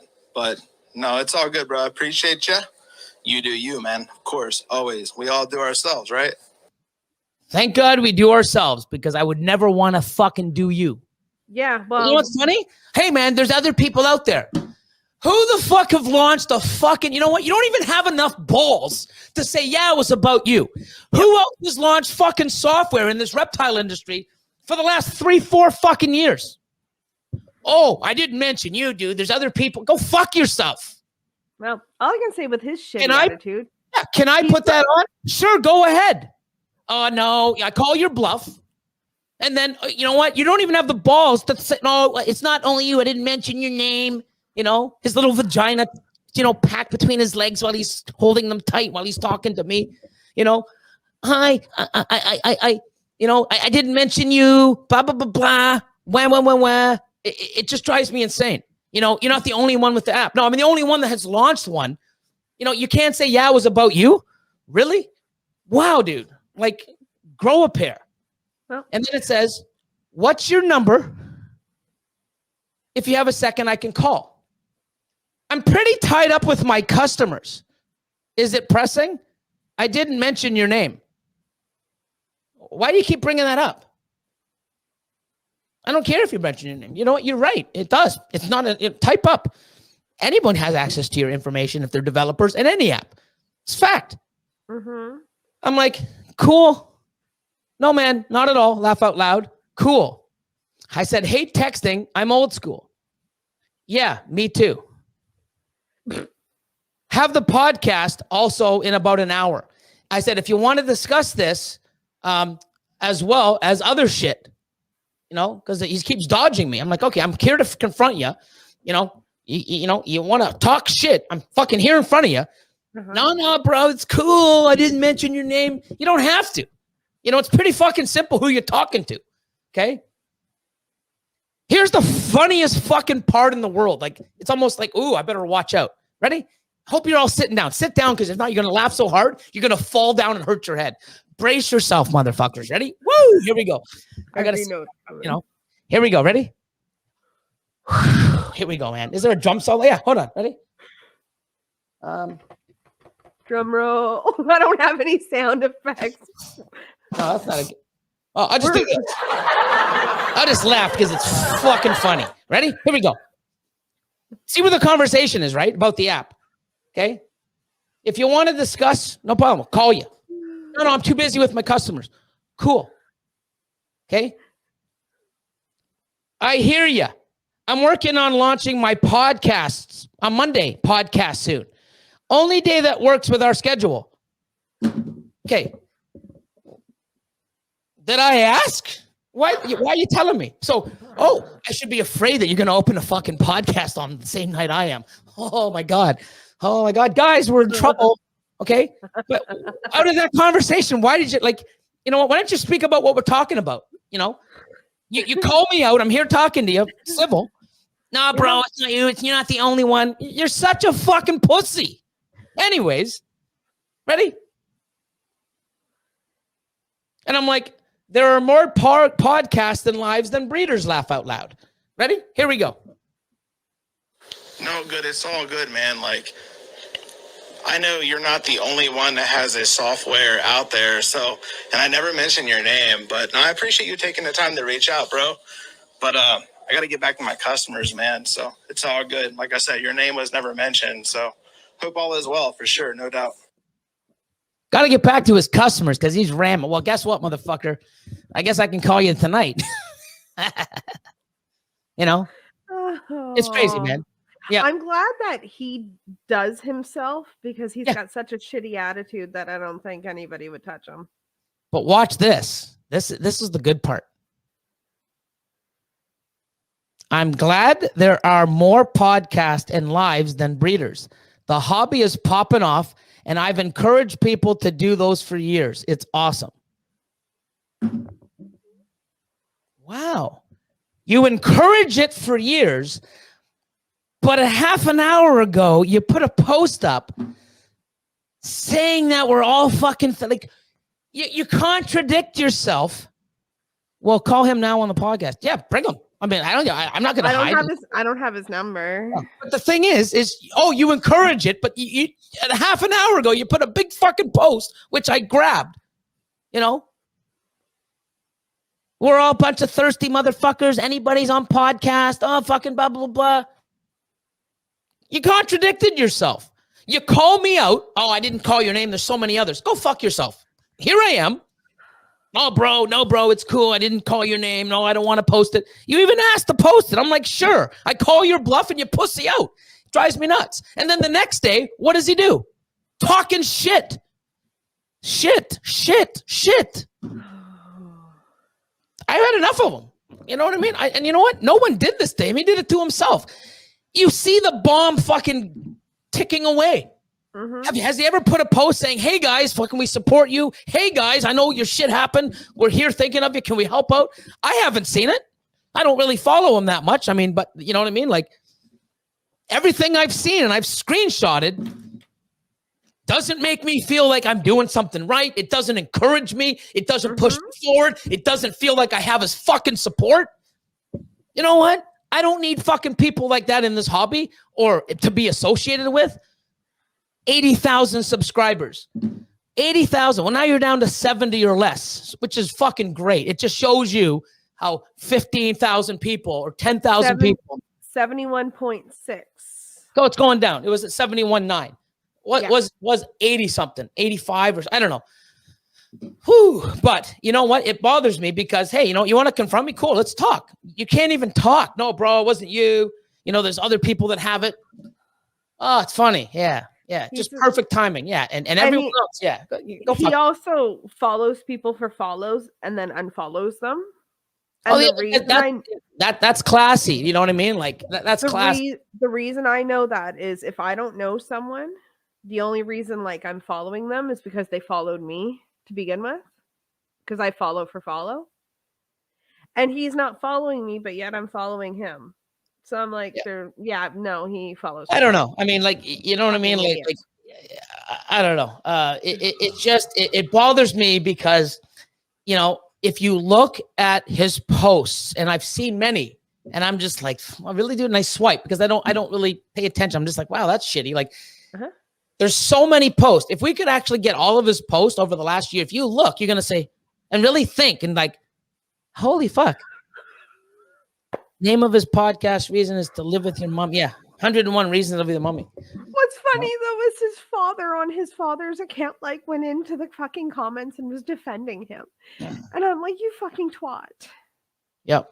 Like, I don't know, but the thing that kills me is I'm in a situation nowhere close to the poor people in Texas. No. Nowhere near. We're talking about people's lives. Animals' lives are fucking important, yes. But over people, I love animals, but I'm going to choose people first and then animals. Very close. But, people come first. People can flame me. I don't care. I'm picking a human being over an animal. If I can do both, I'm definitely doing both, But what they're going through, we can't even comprehend. Have you ever been in freeze cold weather without water or thing for 2 fucking days? No, I can't even fathom it. I go out if we lose power for an hour or two, I'm fucking losing my shit. 2 fucking days, no water, no power. Are you fucking kidding me? I don't even know what they're going through. It's terrifying. Wondering like how the time goes by. Like how do you like I can't even comprehend it. And I like to comprehend and understand where these people are coming from. I can't. I mean, it's sickening to think about it. And then someone cannot even, even in his fucking apology, can't even say, "Hey guys, I know what you're going through. I'm so sorry. Oh my God, it must have this." Nowhere, not even in this apology that, hey, it's all about, I'm sorry, I'll do better. Where is the fucking apology to these people? That you've offended, and not only offended, like spit on, shit on, and told them to fuck off. And you deserve to be where you're in because you weren't prepared. Who the fuck? Like, no one deserves to be, whether they were unprepared or even if they were pieces of shit. No one deserves to be in that position. And that's what I commented on that because he was fucking bitching about like you should have been prepared.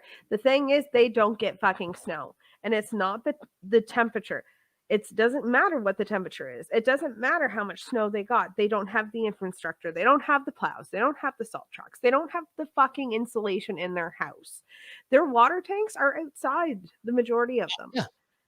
And these guys, and even the ones that do have generators, the heat's not staying in their house because they don't have it fucking properly insulated for the cold. I got 5 feet of snow yesterday. But guess what? We're built for snow here in New Brunswick, especially northern New Brunswick. We have salt crews. We have the infrastructure to deal with it because we are prepared because it happens. How the fuck? That's like, not like we could get a tsunami because there's not enough water, but a tornado. Toronto's not built for a fucking tornado. Oh. But if it comes, we're fucked. Oh, you guys should have been prepared and go fuck yourself. If we're a place that gets one every 2-3 years or 5 times a year or earthquakes or whatever, then we should be prepared because if it's a common fucking thing, to tell people they should have been, but no feeling, even the second, 2, 3rd, 4, I don't know how many apologies he put up and altered and put back. And there was no sorry for offending people. Sorry for, it's like, I'll do better. I made a mistake. I'll do better, moving forward. Like, where was the sympathy? It was bullshit. Oh, that doesn't sound right. Or, hey, dude, no, that you're getting some hate. Change it. Oh, delete it. Let me change it to make it look better. No. He's not sorry. And like I said in the thing where I let it rip, he's sorry he lost 15K fucking followers. I hope he loses a lot more. But then there's people that, hey, people make mistakes. I make mistakes. Cool. But the mistake he made, A, B, and C. Like he just didn't make one. He kept it on. But the worst part is if you look at his track record, The night before, he's giving me shit, telling everybody, oh, they have access to your app, like shitting on me. You know what I've provided? In my opinion, I've provided, well, not myself, but I'm a part of it, you know, and working with an app that people can use in our community at different levels to get better records, save time, be more efficient, like and let's shit on something that everybody could possibly use, and he won't use it because, oh God forbid that, you know, dude, my collection, you know, I could sell a rack and pay for your fucking collection, and I got 28 of them, motherfucker. So you know what I mean? Like I don't. Oh, like I give a shit what you have in your fucking rack, please. You know what I mean? But you know what's great about that though is you invested in someone's passion project. Yes. And guess what? The ball pythons, you see a lot of stuff that we've made changes. Catherine, myself, hey, can you do this? Can you do this? Can you do this? Because when it was developed for a single user. Yeah. I have 400 breeder females. So when we try, hey, you know what? Oh my God, it takes so long. It's like, can we do this? Can we do that? They're constantly making changes to adapt my style. Because if you have 15 or 20 females, you can scroll that in 6 seconds. When you're scrolling through 400 females to try to find the right one, hey, we need to do a search. Done within 24 hours. There's so many things that I can do. The breeding plants. You know what we need? We need to do this. We're constantly saying, hey, but the user can say, hey, you know what would be cool if we could do this? They get it done if they can, or they're explained to you. They don't just say, they ghost you or say, fuck you. You know, they say, hey, great idea. You know, it could work. We might take some time, but you know what? That won't work because that'll take away from this function of the app. And we think this function of the app is more important. Yeah. Great. Tarantula people, lizard people, when there's stuff on there that I have no idea, and maybe he doesn't either, or the developers, what they need is a requirement for some of these animals that would be great for them. You know, they can put it in and say, hey, you know what we need? In spiders, we have this period called the this, or whatever, and we'd like to track that. Cool, they'll work on it. It's an app for everybody.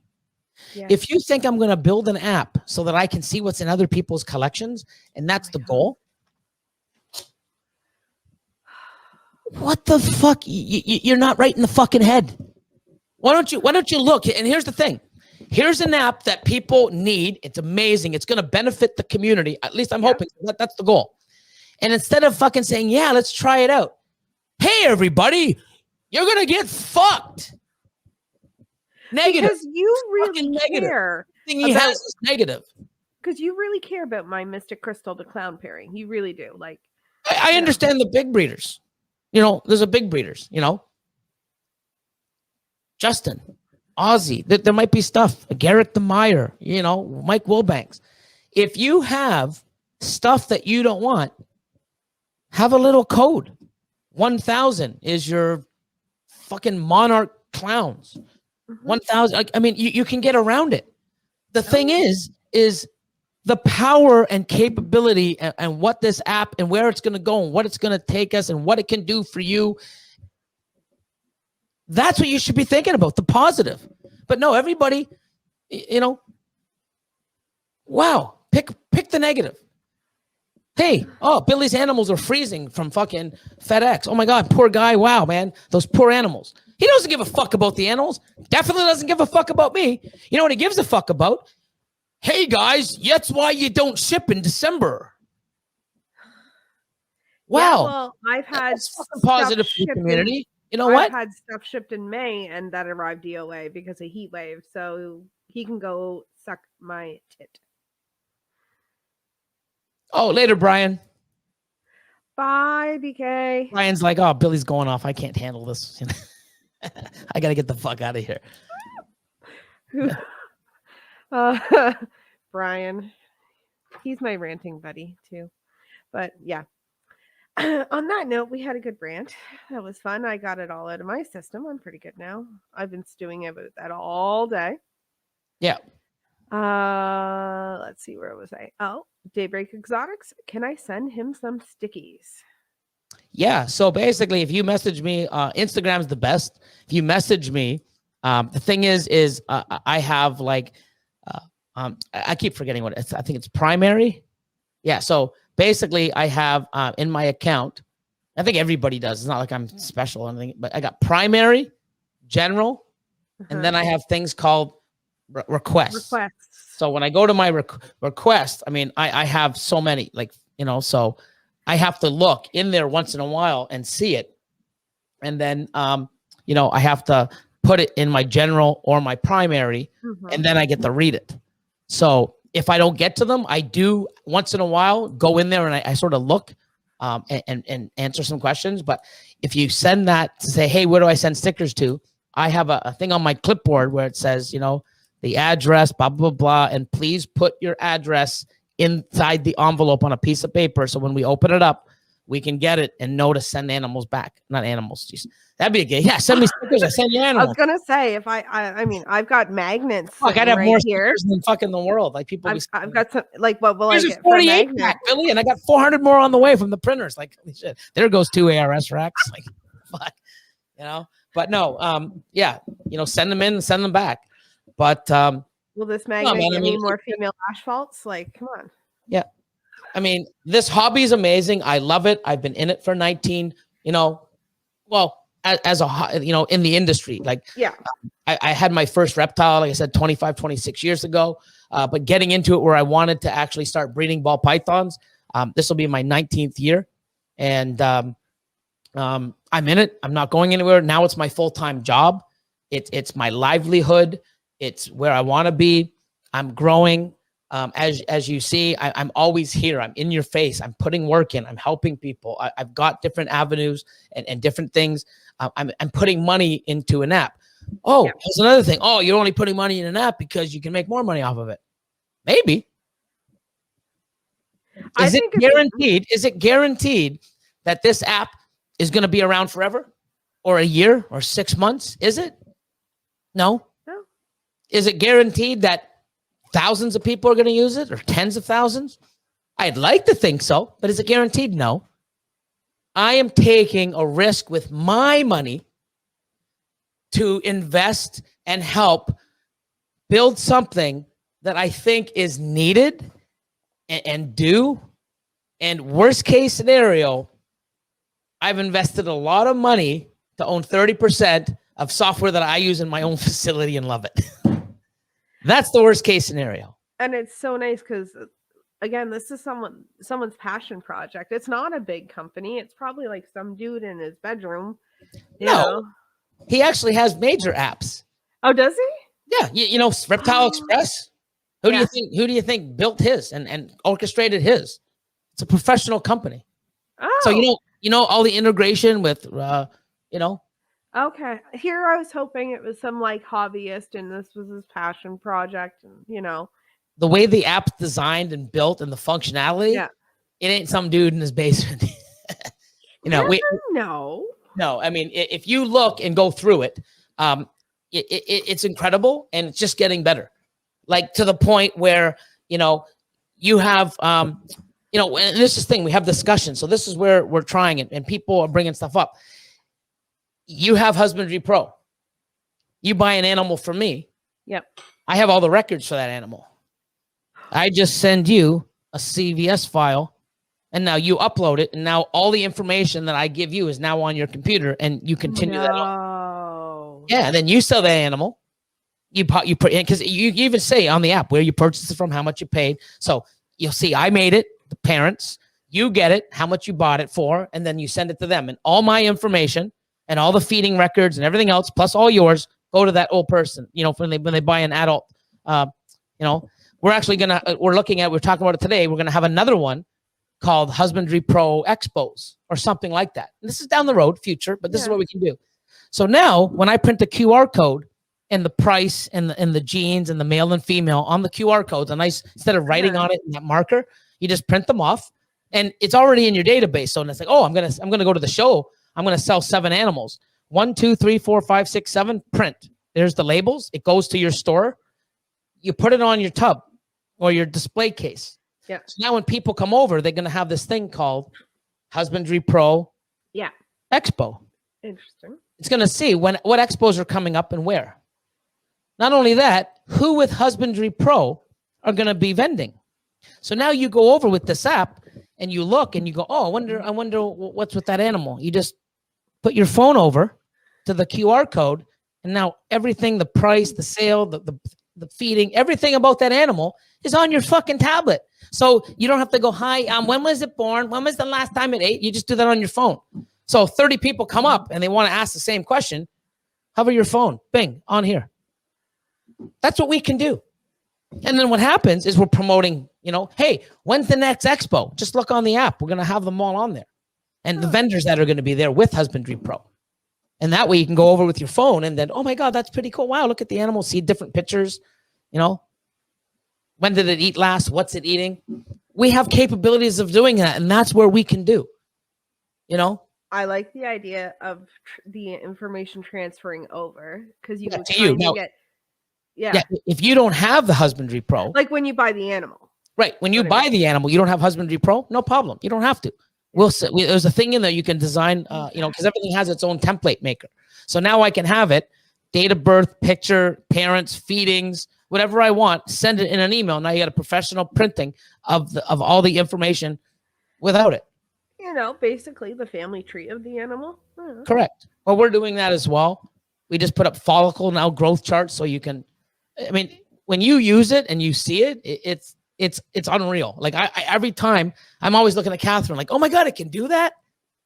It'll tell you. So every animal, like here's something really quick, and it seems like I'm doing all these fucking lives now and just talking about the app. I don't want to do that, but it is awesome and I'm excited about it. No, so I want to learn more about it. I'm what happens happens on the side downloading it as we see. is you actually go and you load an animal. Yeah. You can actually pick. So you program what the food is. So if it's a medium, cool. So once it's all done, you can set up in feeders, every week on Wednesday, you need to order. It'll tell you how many animals and how many rats and sizes you need, because it knows you have 45 animals that take small, 108 that take weaned.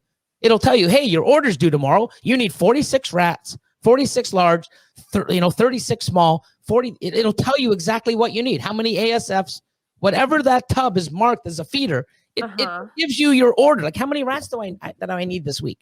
It tells you right there how much to order. We might even have it where you can send the order in to your rat fucking guy. Facts. Here you go. Here's my order. Like, I don't know what we're doing, but if we can do it, if only we could get a section of it for like rat breeders. Yep, we're working on that. You can also set up where you can do, breeding, tracking your own. That's something. Yeah, well, you could track your own colony, because we do ours in colonies, and when it's going to have to be retired and stuff like that. Yeah. Hey, this colony is 6 months old today. Yep. Hey, this rat's on its 6th litter. Has a built-in calendar. When you start fucking around with it, you're like, oh my God, it does that. It's pretty cool, man. I'm excited, but I get excited easy anyway. So, because we breed our own rats, and we have the animals too. Like, we have a little bit of everything. Baby steps, but it's working. It's capable. And here's the thing. We have a full-time designer, developer for the next year. So when I sign the contract, this is what we need to take out every month or put in order to have a full-time developer for the next year. When we get to the end of the year, or if we need to sooner, hey, and what's good about it is if we have to hire another developer, because now we're adding like something else on to make the app even better and stronger, I ain't gonna say no. You know what I mean? Like, and one good thing is, here's an app where if I have to wait 3, 4, 5 years to make money off of it, it's like me and buying a baby ball python. You buy it and you have to take 3 years to grow it up to breed it. So I don't need to use this to make money. It's not like, oh, hey, I got to suck the app dry because I have to pay my bills. I'm making money. So I'm investing. I'm investing in this company. It's an amazing company. Why wouldn't I want to be a part of it? And that's it. You see people put in a ticket and they say, hey, and you know what? A couple days later, it's like, oh my God, if they listen to me, it's done. I think it's going to be amazing. And it's not only for ball pythons, you have, I want to try it for rats. Like, to be honest, I don't think it's set up for it yet, but when you see the virtual rack, it blows your mind. So you look at your phone or your computer and you see your ARS rack right in front of you, and you just go highlight the thing. If you need to move a tub, you just drag and drop it. It's fun. It's so much fun. It's like a toy for me. It's like a toy. Oh my God. Yeah. Oh, I We're want definitely trying to make. I mean, it's not like, hey, one and done. This is what you get. Sorry, guys. You know, it's fully customizable. We're gonna make changes. We're listening to people's inquiries. We want it to be better. It's not like, hey, guys, this is what you get. Pay us. No, we're putting it in. We got a full-time developer. You know, if we ain't changing it, I'm paying a fucking guy full-time to do nothing. We're gonna make it better. Trust me. I want to have it where I can run my entire fucking business off it if I have to. You know what I mean? If it's capable, that's what we're doing. So, snake dating app. I can't wait to take a gander at it. Yeah, different things. Like a lot of people breed rats. You know, and that's the thing. How the fuck am I supposed to know with no experience? I've never done it ever. How to do the rat farm or not the rat thing? Well, you do rats and you breed them together, and I think you do 1.5 or 1.6. I don't know how long they last. I don't know how. No idea. Yeah. Well, guess what? You know where we're getting the fucking info from? All you guys that need it and need the way it working the way you need it, and we get it there. We're gonna be working with people because I have no idea how to fucking breed rats or how long you do it or. It depends. Everybody does it a little bit differently. I do it a little bit differently than say like Chino does at DMJ Reptiles. Well, that's the thing. I mean, it's something where it's going to be a work in progress. We might do something. It's like, well, that's stupid. Why would you do that? You got to do it this way. Who knows? Like I said, I'm not going to get involved in that because it has nothing to do with me. As long as it doesn't fuck with my ball python shit, and I'm good. You know what I mean? Oh, no. You guys talk to the developer, man. I'm doing my thing. Yeah. And the thing a lot of people don't realize with rats too is they have different coats and colors and stuff too, and recessive genes and codom genes. You can track all that. You can track that. Yeah. Which would be cool because this is what I do for instant gratification as I'm waiting for ball python stuff to grow up. I play with rat genetics. You know, if I have to look at them all day, my breeders, I'm going to make sure they look pretty. Yeah.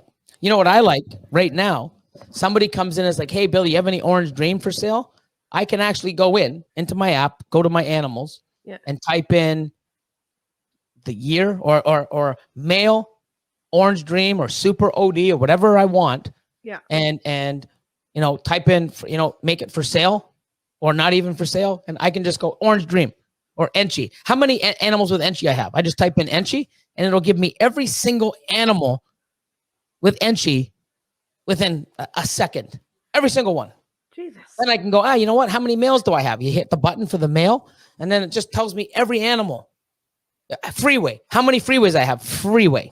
It'll tell me every year, if it's a male, if it's a female, if it's for sale, if it's breeding, right there in seconds.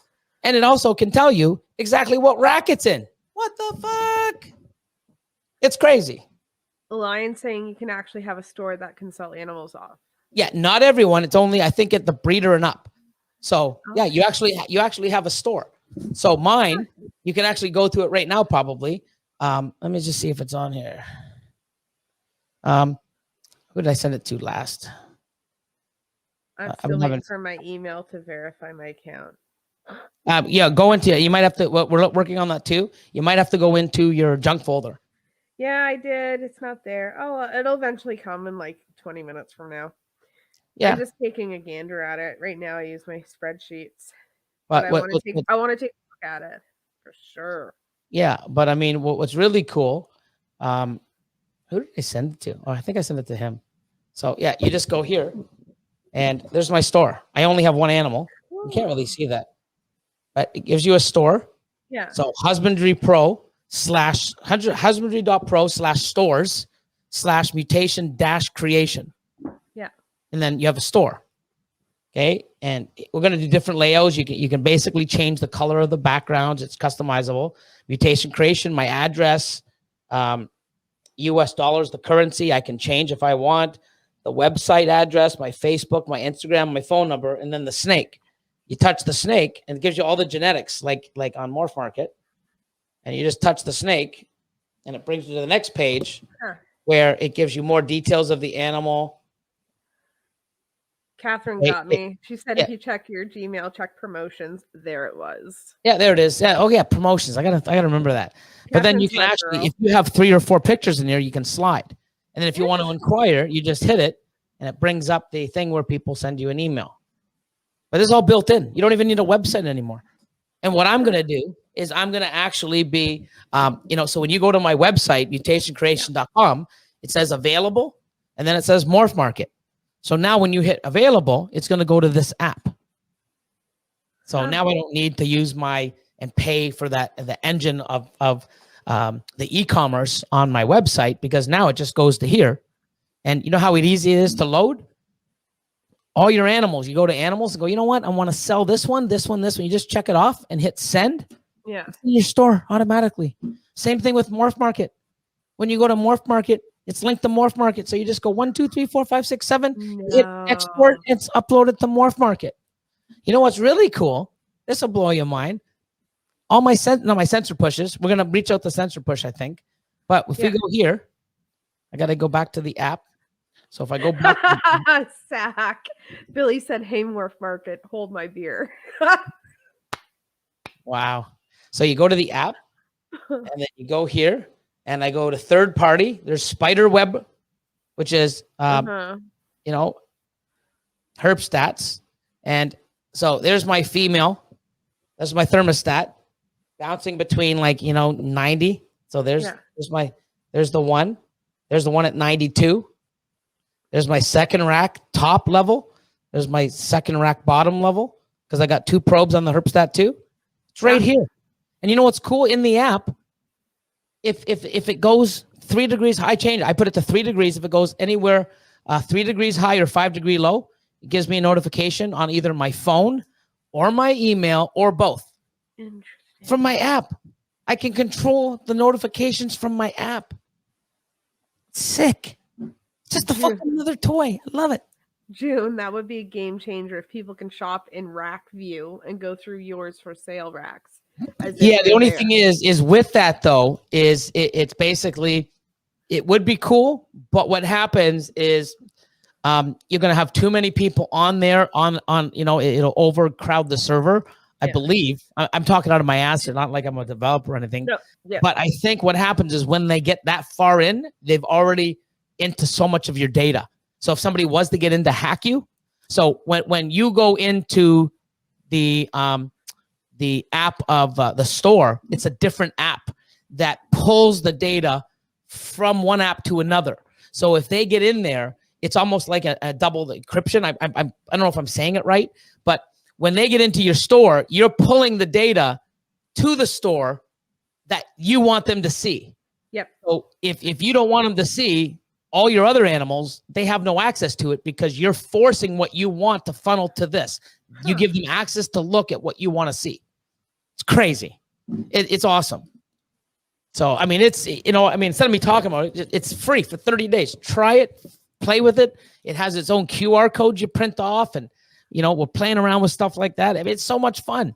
I'm excited because now I just go here, put the QR code, pair, automatically documents it and the date. It's so much fun. Amy, currently downloading it so I can enter my 0 snakes, but I still want to see. Just put in but you don't even have to say. You know what? If you have cats and dogs, you can track your cats and dogs. You just put them in.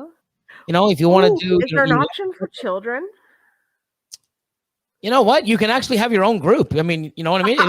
I guarantee you, if you go in there, it can remind you, hey, I got to feed this, or I got to send this medication to this daughter at this time. I guarantee you, if you're on it, you can set it up for that. Could you imagine, though? I'm not saying, you have to, but you could, just to have a reminder instead of having 4 or 5 reminders. You can pretty much do whatever. If you have kids and animals, instead of having 12 different apps for everything. Yep. All in one. So the price, if you actually go, so we just launched today, Great Britain. So you can buy it in pounds. You can, it has it in, so you just go in and see what country, and it gives you its actual dollar. So we have Canadian, US, we have Euro, and today we just launched Great Britain. And that's so cool. Yeah. We're going to start getting different languages as well. Right now it's in English and French. We're going to be adding different languages. That's nice we ain't stopping. This ain't no joke. And if I'm behind it and I can help and support it and invest in it, which I have, if we can take it to another level, I'm all in, Tracking what your snake eats is amazing. You can see what you spend. Yep. Unless you're breeding your own rats. Yeah, well, what you can do is you can, figure out what your cost is and say, hey, it's $1.60 for this, $1.40 for that, your rough cost. Yeah. And then every time you feed a medium, it knows, so you can say, hey, how many, How much I saved by breeding my own. Yeah, you can probably do it like that. Yeah. But it's just, to me, it's sheet here, database here, Excel sheet here, all this here, list here. I got to search for it, and they're not all in one. Which now good all in when one. you're doing business expenses for taxes. Just saying. Well, no, because you can't really put on. I mean, well, at least not yet. I mean, it's not tracking what you spend. It's not tracking what just your rats. But I mean, it's. I get a bill. Yeah. I know what I'm spending on my rats. Yeah. But to know who's eating it and who's not eating it, and I can go through my entire collection in probably 15 minutes, 2,000 animals in 15 minutes, and document every single animal that ate and didn't within 15 minutes, 2,000 animals. Wow. What a joke. I'm not even fucking playing. I can probably do it in 10. Sometimes it takes me that long and I only got like 20 something. It's nuts. And the thing is I'm going to have aspects to it that other people won't because you're not at my level. And then there's stuff that I might forget or like, oh, I haven't done that in 20 years. Oh my God. Like, cool. That you guys need that I don't, where you're going to add to it. And if I don't need it, I just turn it on and off. Now, here's my question. Does it have like a virtual incubator with a countdown? It doesn't have a virtual incubator, but it does have it where when you put that in, you set it for 50 days. It'll give you an alert on your calendar to say clutch 51 or clutch 2 due. But what's great about it, when it's due, you can go and look at it. And when it's ready on the clutch, you hit, it's called for the eggs. So you 7 eggs. How many made it through full term? 7 eggs. You put convert to animals. It automatically gives you 7 new IDs, and it puts the genetics for the animal in from the parents. And what you need to do is go in. So if you have a pastel pied to a pied, you're going to have 7 babies. You get 7 ID numbers, already generated on the file, QR codes, everything. Now all of a sudden, it says pastel pied, pastel pied, pastel pied. Everything will be pastel pied. And you just got to go over and take the pastel off, the ones that don't have the pastel in it. So if you have a 3 gene to a 3 gene, okay, and they're allelic or whatever, it'll all go in there and it'll give you the best case scenario of all the animals. And then so instead of adding 5 genes, you take 1 or 2 away. But it gives every animal the entire, Do you know how helpful this is to new breeders that like you may not think it's hard, but seeing how everybody comes up with something as simple as ID systems is overwhelming to me. And it does it for me. I'm going to be up all effing night now. Do you know how many? So watch this. Ready? Let's see if it's. So I mention it and people. Oh, there he is. There's Willis. It doesn't do invoicing yet. I'm looking into that because that's something. I am looking into something like that. But what it might be, it's like the virtual store we have. Yeah. It's going to be where you might have another app that'll pull the data from it. So it's pulling data from one app into another. So you just because there's another app. I think it's called Reptile Buddy. I tried that and I didn't like it. Yeah. All I know is right now, what this does: inventory, tracking, breeding, QR code, the ease of it. That's what it is. It's a husbandry app. It takes care of your records, breeding records. For me to be able to tell people, when it ate, send them a link. It's so ease of use for what we do all the time. Hi, when I'm at an expo and people say, hey, you know what? Do you know when it was born and when it last ate? I'm like, well, it wouldn't have eaten this week because of the fact that, we were doing a show. It probably ate the week before, but I can't even guarantee it. But we feed the week before. Did it eat? I don't know. I don't really keep track of all that because it's too much for my size. Yeah. When its birthday was? I don't have those records with me. But if you email me in a couple days, I can get that. And then after the show, you sell 20, 30 animals. You're getting about 14 or 15 people going, hi, it was me from the show. Here's the ID number. And now I got to go look. Now I can do that right there. What's your email? Okay, here, send. They look at it, I'm like, oh, cool. They get all the information of the animal, the pairings, when it ate, what it ate, the lineage, whatever I want to show them, they have it in an email before they leave my booth. It's crazy what we can do, and it's an active app. It's not a software that you put on. Here's the graphic user interface. That's all you get. You know, we can change it. You can change the color. You can do light mode, dark mode, like Windows.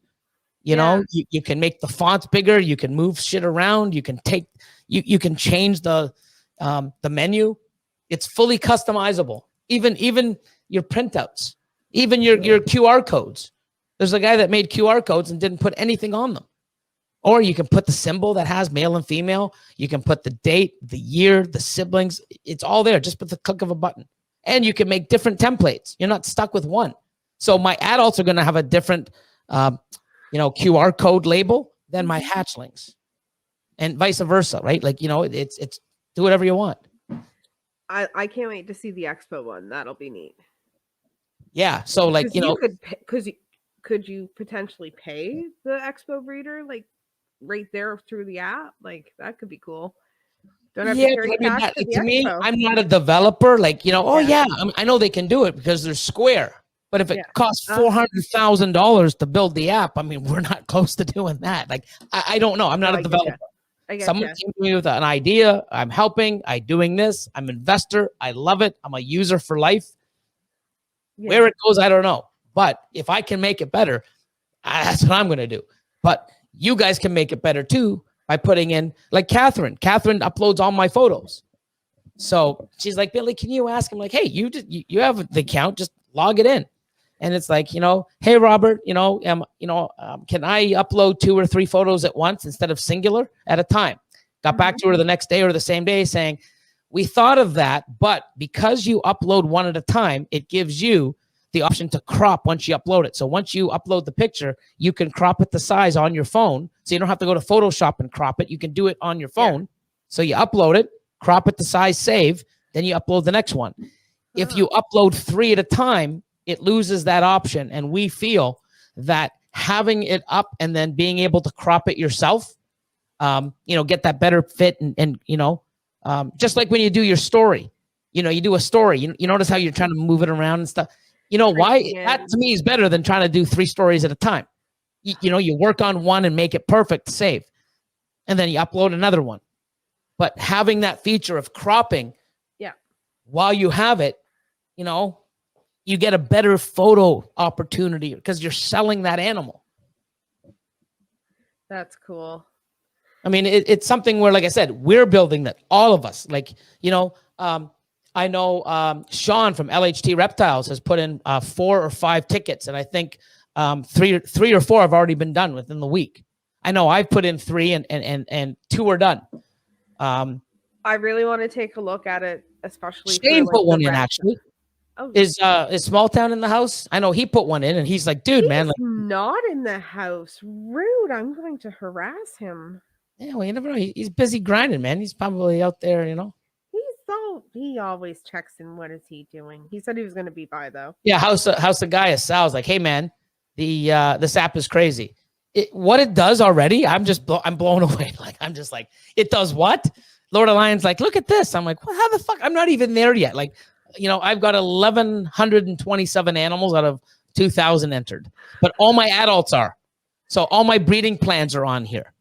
So now every time I go, when we're pairing tomorrow. So all we do is hit the female, hit pair, and, it's already done. Like it's already recorded. Then I go to things and I can see that female. She got, she was paired here, got a copulation here. Another pairing. I can see that. I can check the ovulations, her follicle size. I can see when she ovulated. It's all right there. And you just put your finger or the mouse on top of the colored copulation or pairing or ovulation. It has the date on the calendar. It's nuts. Like I'm impressed. So, I mean, I get impressed easy. This could seriously be like a game changer for someone like me who's going into first season, who's still flying by the seat of her pants over here, guys. You get to learn a bit. You have it. You can't screw up. It's like, what did I pair to that again? Where's that paper? You know, you have kids around that come in and you know, thing, or you spill water on it. Like, you know, I've had all different types to the point now where it's like, you know what, fuck it. We have a little system, and if we need to track it, we track it. But yeah, I have an agenda. Like, go to the dollar store, buy the agenda planner. Yeah, and I mean, most people do. But when you start using it just for the little shit, you're like, oh my god, oh my god, you know, it's really cool, and you know, I'm proud to be a part of it. Yeah. And you know what I like is the mentality of my partner, where he didn't make this, like, he has apps, he doesn't need the money, you know, but the app itself is something that, you know, it's like you said, it's like a pet thing. Hey, no, it'd be cool. I could do this. I can put my talented. Wait, it gives you tags to print? No, so what happens? So it says, my animals, I need to print the tags. So what happens is you go in there and you can use like Avery. So we've got preloaded ones. We're going to add more. But right now, you know, if you go to Avery and you get, or Staples, and you get those the sticky labels. Yeah. You know, right now we got 1 by 2 and 5/8 is what I use. You got the business size one, but you can also get it and print it on a piece of paper. And some people will go and they basically just cut it and they laminate it or they shove it in. But a lot of people will get it put on cards or print it off on a harder stock piece of paper, and then they can actually cut it with those cutting machines. I like the label, and I just put it on my business card with my logo and slide it into the little folder on Uline, the Uline stuff that most people have. And then I just take my thing, go to the animal, and the scanner on your phone. I mean, it works when you're like 8 inches away. You don't have to go up and I have to figure out how to use that QR thing on my phone, because I have no fucking clue. Like, I'm behind on the time. But what's good about it is people get to use it. They like it. You know, it's very accommodating. And what you don't use, you don't have to see. Nice. You know, if you're you know, a smaller person that using it as a collection just to have records, and you're not breeding, take all the breeding shit out. You'll never have to see breeding. You know, if you go do what we call animal activities, you don't have to go and see. You know, I don't track fecal, I don't track urates, I don't track sheds, so I'll never see that on my options because I don't do it. But you'll see pairings, locks, feeding, weight, ovulations, you know, copulations. What I want to see, I put. If I don't want it, then I take it off. Oh, this is going to be good. Yeah, if they can do income expense, you know, but that's down the road. The cost, it's per animal, like, you know, so up to 5 is free. Up to 50 or 25 or 50, it's $5 Canadian. You know, there's 5 tiers. $24 for the breeder, which gives you up to 500 animals, access to the store, everything else. And then the big one is 49 Canadian. So for me, it'd be $600 a year for unlimited.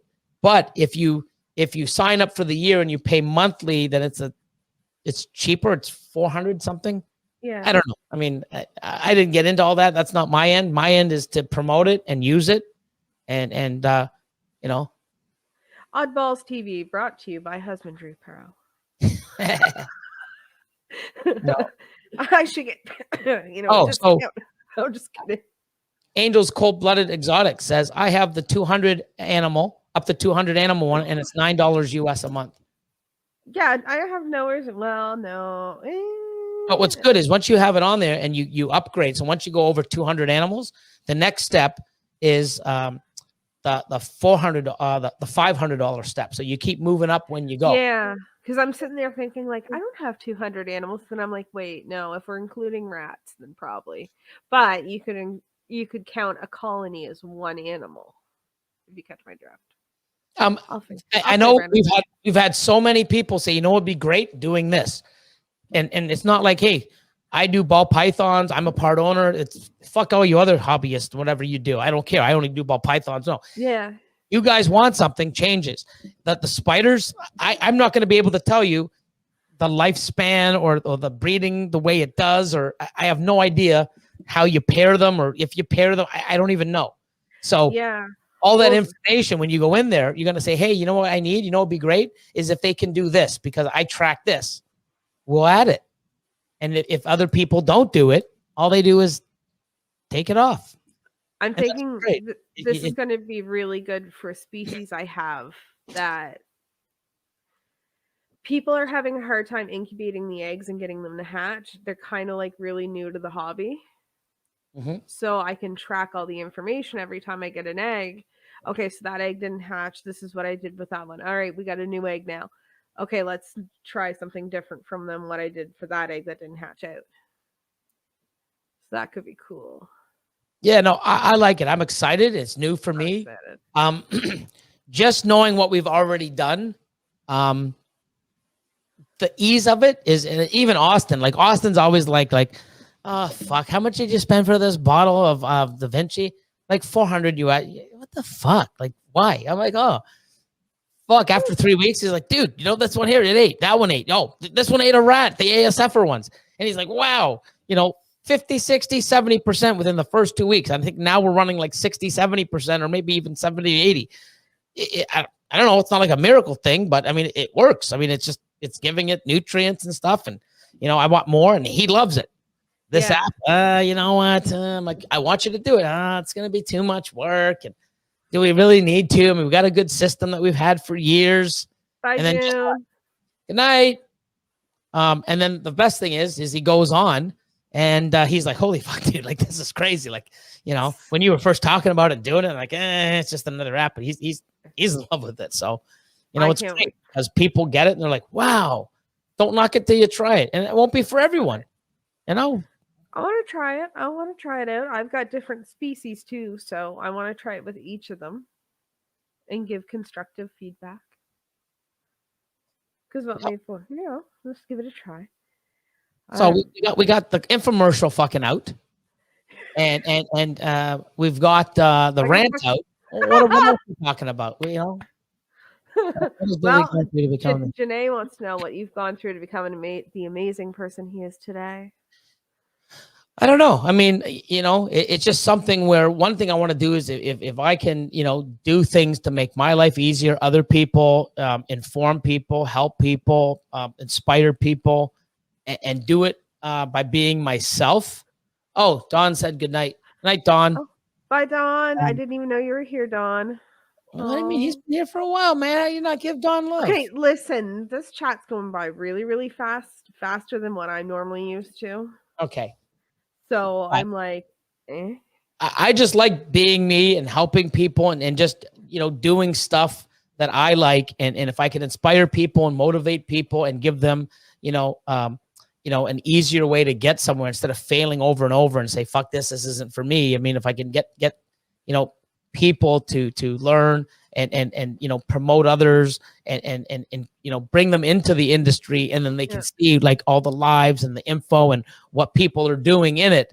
You know, I think that now is like a feature that people want to be a part of this community, is because of the community. Where 10 years ago back, if you found the community before you found a snake, you'd never find the snake, because you'd be like, those fuck those people. I don't want nothing to do with snakes, because all those people are fucking assholes. So here, when people come in, they find the community either through YouTube or these lives or scrolling, because, you know, we post so much and people see it and share it and like, oh, wow.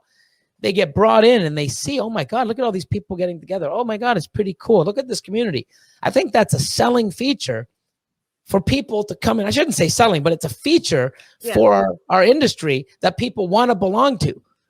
You know, not like, fuck, you know what? If you can go and buy animals and not deal with people or get caught up in all the bullshit, even though that's all we see the last few days, you know, I think people want to belong. They want a snake. They want to learn. They want to, you know, mingle and learn and watch and you know, get that, you know, that info and be a part of something. It's a bonus to our industry.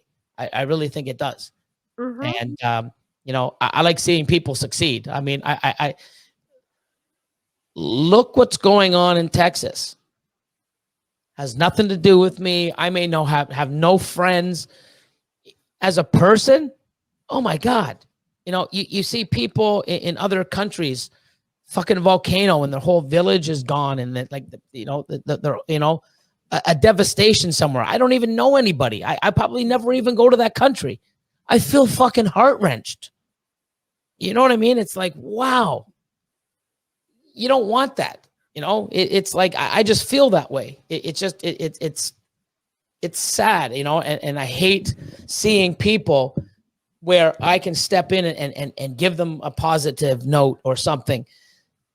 Even if it doesn't, you know, it's not like, oh, if I do that, they're going to buy an animal from me. If you have that kind of attitude, you're a fucking asshole. Yep. You know what I mean? You know, and that's the thing. People, especially Facebook, which I'm hardly on, I would have people, and we all love animals, but you always saw back in the day, especially now that they banned it, but you'd see like, you know, people beating dogs or putting them in boiling, ripping their skin off live, and they would repost that. And I looked at them like, what the fuck? Why? You know, well, just to show you, we know it's out there.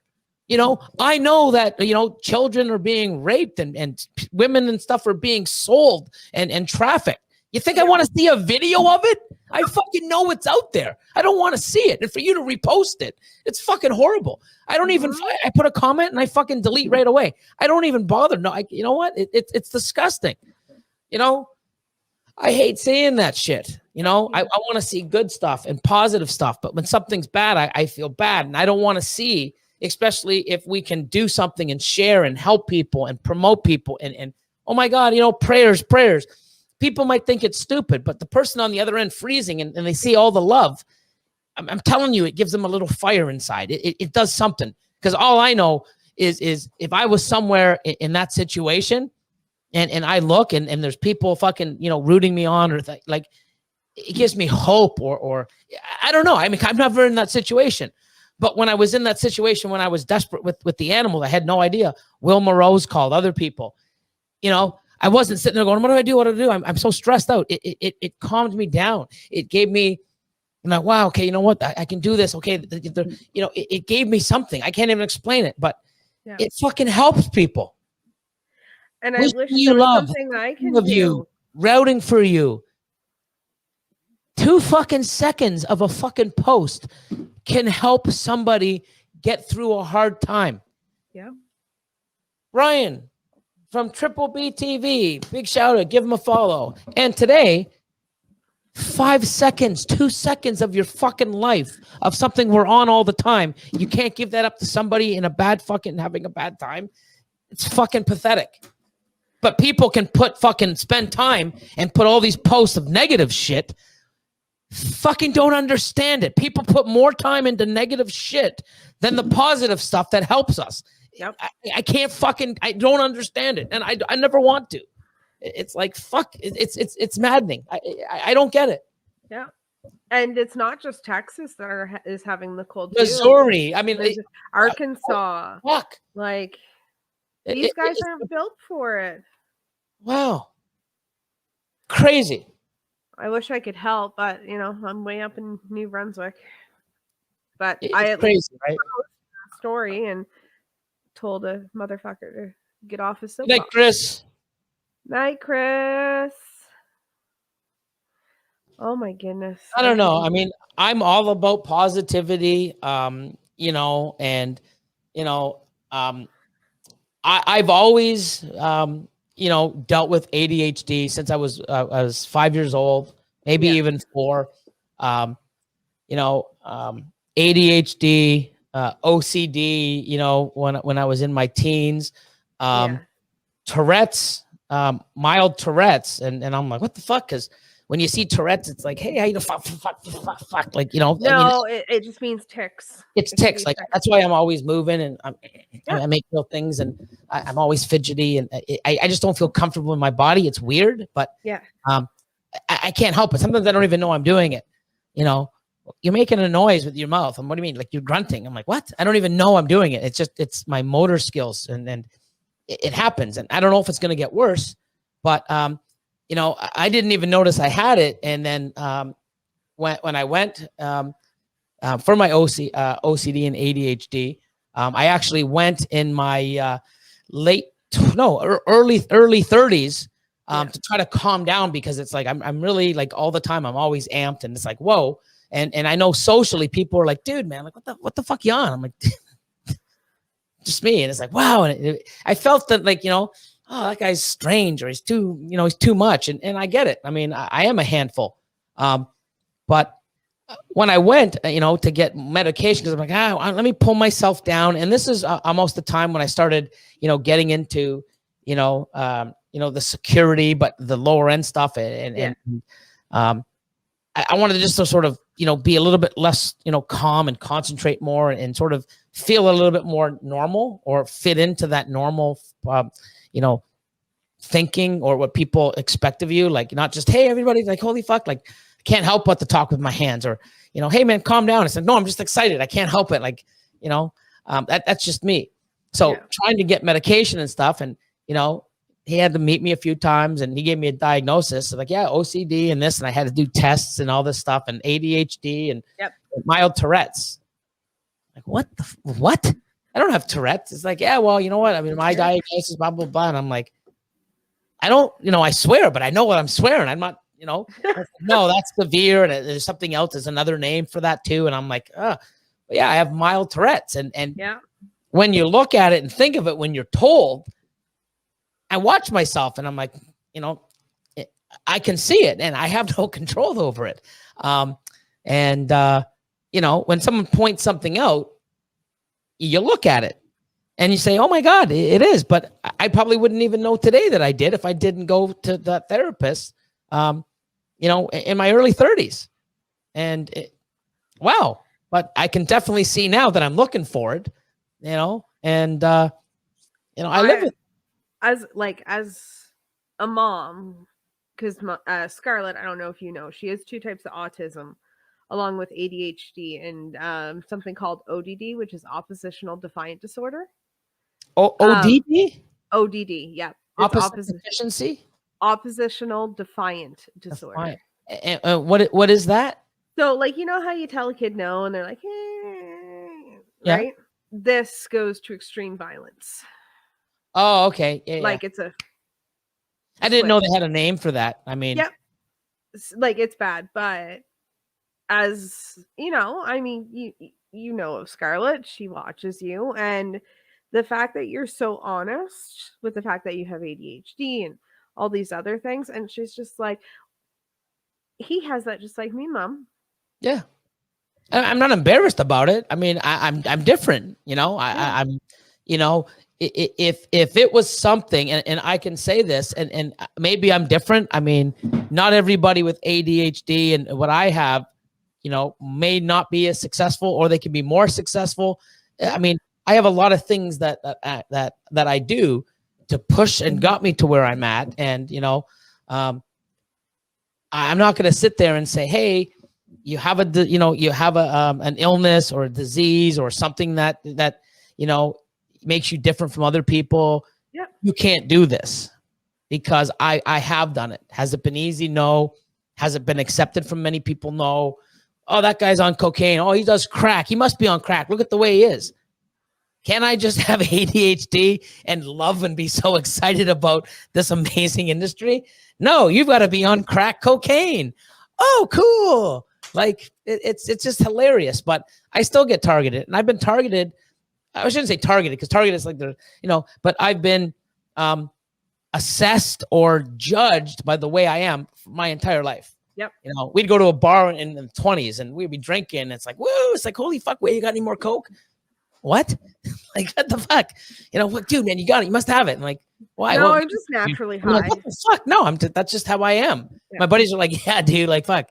He's like that all the time, I've always been judged. And then you get tattoos. And of course, now I'm a fucking, gangster, badass. And, I have a Harley. So, oh my God, he's a fucking biker.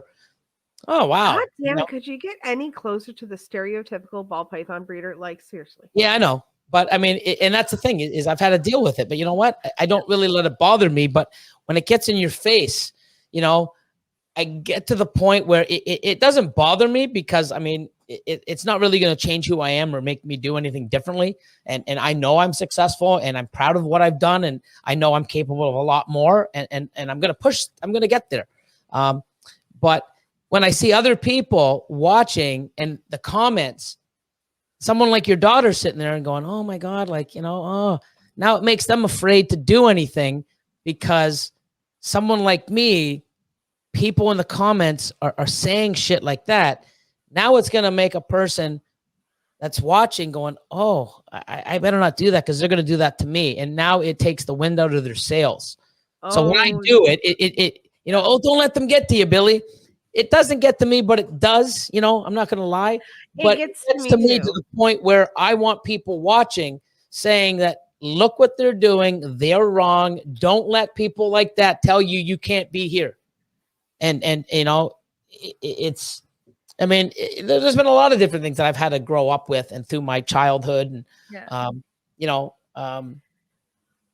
I'm going to tell you something that Scarlett says about her autism and her ADHD. She said that there's nothing wrong with her, and that's her superpower. Mm-hmm. Yep. It does make you different. I mean, people who are autistic, they have more talent in areas than a person without it. Yeah. It's just they're not common like, the perfect people, I mean, what if us with the autism and the OCD, maybe we're the people and everyone that doesn't have our superpower, as she puts it, maybe they're the ones that have the issue. I don't know. Like, it's a mindset, I'm not going to, shit on someone because, they have, an anxiety issue or PTSD or something that's not wired properly, or that's, oh, this, that, oh, you're not, I'm wired differently than someone that's calm, and we all act different. Yeah. Awesome. Why do we have to be the same? Why can't I be this way? Why can't you be that way? Why can't we all get along? And that's basically it. But I guess the stereotype or people that have these, mental illnesses, we feel like we can't do anything because that's what's expected of us. And it's definitely not true. Now, will everybody, get to where they want to go? I can't say yes, but I can say if you don't try, you're guaranteed not to be successful. But there's more about me than just being hyper. I mean, I'm a workaholic. I work every day. Do I have to? No, but I do. I want to be at the facility. I want to learn. Let's take on the podcast. Let's take on all this shit for Patreon. Let's do all these videos. Let's get a bigger facility. Let's invest in an app. Let's do this. I'm doing so much that it's like, I want to do it. I'm not, I'm doing this to myself. No one's forcing me. Billy, get back to work. I've done this to myself. I want to do this. I have a bigger drive than someone that could have ADHD with everything that I have, has no drive, would rather sit at home on the couch and just watch TV. Guaranteed he's not going to be where I am in 5 years. There's a lot more than what people give credit for people and where they get there, and how they get there. I mean, but I do want to stand up and say, hey, yes, if you have an issue or PTSD or some mental illness, as they call it, don't let that stop you from being what you want or going after what you want, and don't listen to other people because half of them are wrong, or they don't know shit about you. Because I'm a guy that's on cocaine 24 hours a day. Fuck. I mean, that explains so much. Yeah, I guess so. Yeah, that's why I have all the energy and a drive, because fucking doing rails or smoking crack or whatever, explains so much. And I guess it's not Tourette's. Your tics are from the cocaine. Yeah, it's it's a nerve ending damage or whatever. Or fucking, I don't know. But you guys heard it here first. Yeah, I guess, I mean, it is what it is. But if I have to be as happy and excited as I am with what I've had and what I've achieved and what I've done, being high on cocaine, then give me some more. Like, cause I'm going more. Like, you haven't seen anything yet. But I mean, it's just foolish how they see that. I'm sorry, but I don't know too many, crackheads. So I don't really know what they look like. But when I see them in a video or on TV, they're like, I live in New Brunswick. There's lots of crackheads here. They're all like this, and they're all like weird looking. They're missing, scratching. Most of their teeth. I hope I don't look that bad, guys. Like, I might talk with my hands and be excited, but I hope I'm not like scratching and itching and, hey man, can I get some more? Like, that's what I see on TV. I don't have friends that are crackheads that like I know to compare to. Like, hey dude, you're looking too cracked out today, bro. Slow down. Do 5 hits instead of 6. Like, I don't know what crackheads are except what you see on TV. So, the crackheads that I see on TV, to me, don't have businesses and have what I've built and enjoyment. I mean, they're too high to be. I couldn't be on a podcast for this long talking and being the way I am if I was cracked out and high. I mean, apparently, I don't know. I mean, you eventually crash. I guess. I think. I don't know. No, last night I was on a live till like, almost 2 a.m, and I was up at 6:30 and at the facility by 7:30. Oh, fuck, that's just another day in Billy's life, Yeah. You were 7 with days Tom, a week, though. nonstop, fucking mother. Damn, get it done. Bam. I will say what's really cool about this hobby is, my daughter just turned 7 and she shows an interest. She's got her first pairing this year. She's slowly building her collection. She could eventually take care of herself as an adult with this if she keeps going. Like, we're teaching her a skill. Yeah, and the thing is you think about it. Yeah, you're learning about genetics, breeding, husbandry, taking care of a living creature. The care of the animal, the requirements of the animal, learning to visually see signs from the animal. Branding, marketing, socializing, networking, email, commerce. I can keep going on. Like, wow, there's so much to learn. Social skills, photography skills, speaking skills. The kid did so much that people can do in this industry, and it's amazing. The kid did an hour live for her birthday because that's what she wanted to do, and she answered questions better than I do. Well, fuck, I mean, anybody could. I knew that was fucking coming. You walked right into that. Oh. She also tried to buy a female puzzle off of Will for $15. Why? There we go. Jesus. God damn Christ. I was waiting for that. One more, like, do you want to hit the button again? Sure. Oh, Jesus. I'm sorry. I got a $15 ring light that changes colors. Like, cool. That's so fancy. And I'm reporting live from my couch. But here's the thing, man. It starts off like, I mean, even throwing this podcast together. I mean, I'm in one of the rooms in our home. I'm like, hey, let's, brick the wall out and do this and set it up and set up all my gear, so all the lighting and professional lighting, and then just keep adding pieces. And, it looks like a little studio. It's pretty cool.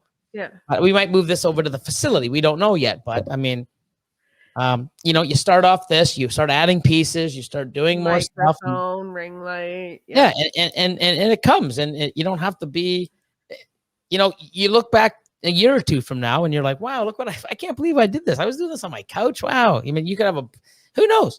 You set your goals. You could have your own little studio or this, or I mean, who knows, but if you don't start, you're not going to have anything moving forward. Mine has RGB, so it has all of the colors, and then I can make them strobe light and everything.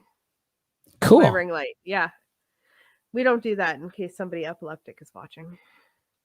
But yeah, we started slow. I keep saying, and it says here, sorry, Ryan Panas says, Billy, look up Kensington, Philadelphia. Oh, he just posted out. What's that mean? Kensington? It's a place in Philadelphia? Kensington? I have no idea. I can Google it and show it on the screen. Kensington? That's what we can do. Kensington Palace, which I've heard. Oh, so, and that's Philly? Oh my God, people asking if I was okay during the rant. And I'm like, oh yeah, I was fine. I was just in a ranting mood too. But I got it out. Oh my goodness. It's funny how, not funny like haha, but funny irony, how many people that have a learning disability or something like autism or ADHD. There is in the reptile community. Holy poop. I couldn't get over that. How many people? Sounds like a porn star. Kensington, Philadelphia. Do I Wow. want to know what it was? So Yeah, I mean, and it takes time to brand too. Like, yeah, it took me definitely does. forever to get sample t-shirts, and then took me forever to figure out how to set up an e-commerce store, and I still never figured that out. I just used an old Etsy shop from when I used to make digital graphics. It sold shirts on that. So if anybody wants to buy a shirt, it's on my Etsy store, link down below. They come in kid sizes too. So it's funny, when I joined your Patreon, I had no business name, no logo, no idea of what I was doing, no lives, no nothing. Yeah, I mean, and that's the thing is you get in and yeah, it says crackheads. I'm looking for Kensington. It's like I'm just looking. It says restore Kensington plan to help struggling Philly neighborhood. Philadelphia council members announce new police station. Other initiatives in Kensington. Body found in burning car, Kensington section of Philadelphia. Like, whoa, Jesus! Like, yeah, opioid crisis. We're not going to Kensington. Yeah, definitely Philadelphia. not going there. No, no thanks. I'll pass on that. Hey everybody, this is Billy from Mutation Creation, the mayor of Kensington, Philadelphia. Ooh, fuck! Like, what the fuck? Mayor of Kensington. Oh fuck! Oh god! Here we go. Oh, hold on. We're using Printful, but switch to Spod. Same price, but way faster. I use Printful. I'm Printful. I have the soft shirts from Printful. I up the ante. I want to be softer than Brian Cusco. My goals in life. I just like to give him a hard time. Oh my god, Billy. Look at them all going off on you. I know. Here's a smart question from Aurora Exotics. Okay. If you start over everything from scratch, what are some things you do differently? So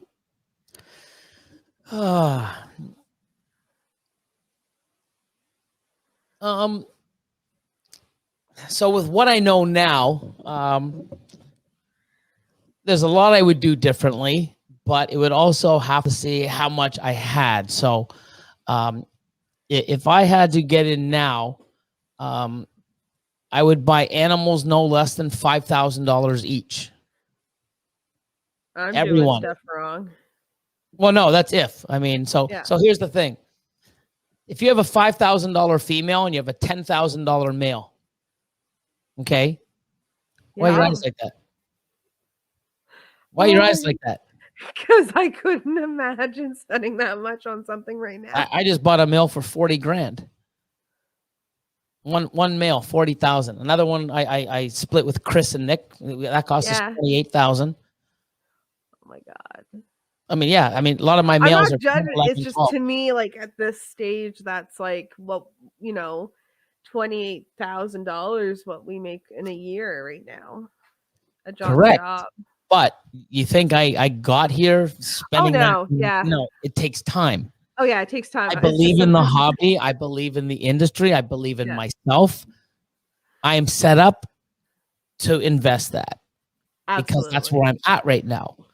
10 years ago, maybe even 5 years ago, I wasn't, spending. Well, I mean, the most expensive male I bought, the very first one was $21,500 in 2010. And then, Bumblebee Banana in 2012, $35,000. So I have invested into those animals. Yeah. And I've done nothing but well with it. But the thing is right now, the thing that cost me the most is the time, the money for rats, the space, the labor, the space. It all cost me because I have quantity. I also have quality, but I have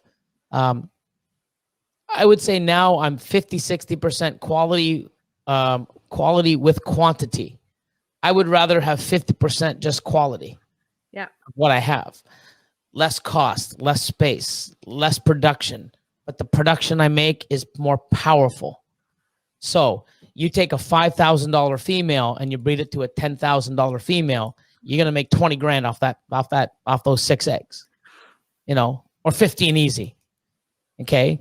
So you have, you know, one male breeds 4 females and you're making $15,000 off of each clutch times 4. That's 60 grand. Mhm. You've only invested 30 your very first year because you got 4 females at 5 and a $10,000 male. Yep. That's, you know, 20 plus 10 is 30. You just made 60 your first year. Then the next year. So everything I invest, I mean, I almost double or triple in the first year or two, depending on what I buy. So my goal was to make $1,000 clutches back in the day. I'd make 40 clutches and average $1,000. There's 40 grand. Yeah. You know, then I went up to this. Like, you know, the last couple of years I've been trying to average 5,000, and I'm probably beating that. So, you know, 2 years ago I did 227 clutches at I think I averaged around 6,000 a clutch.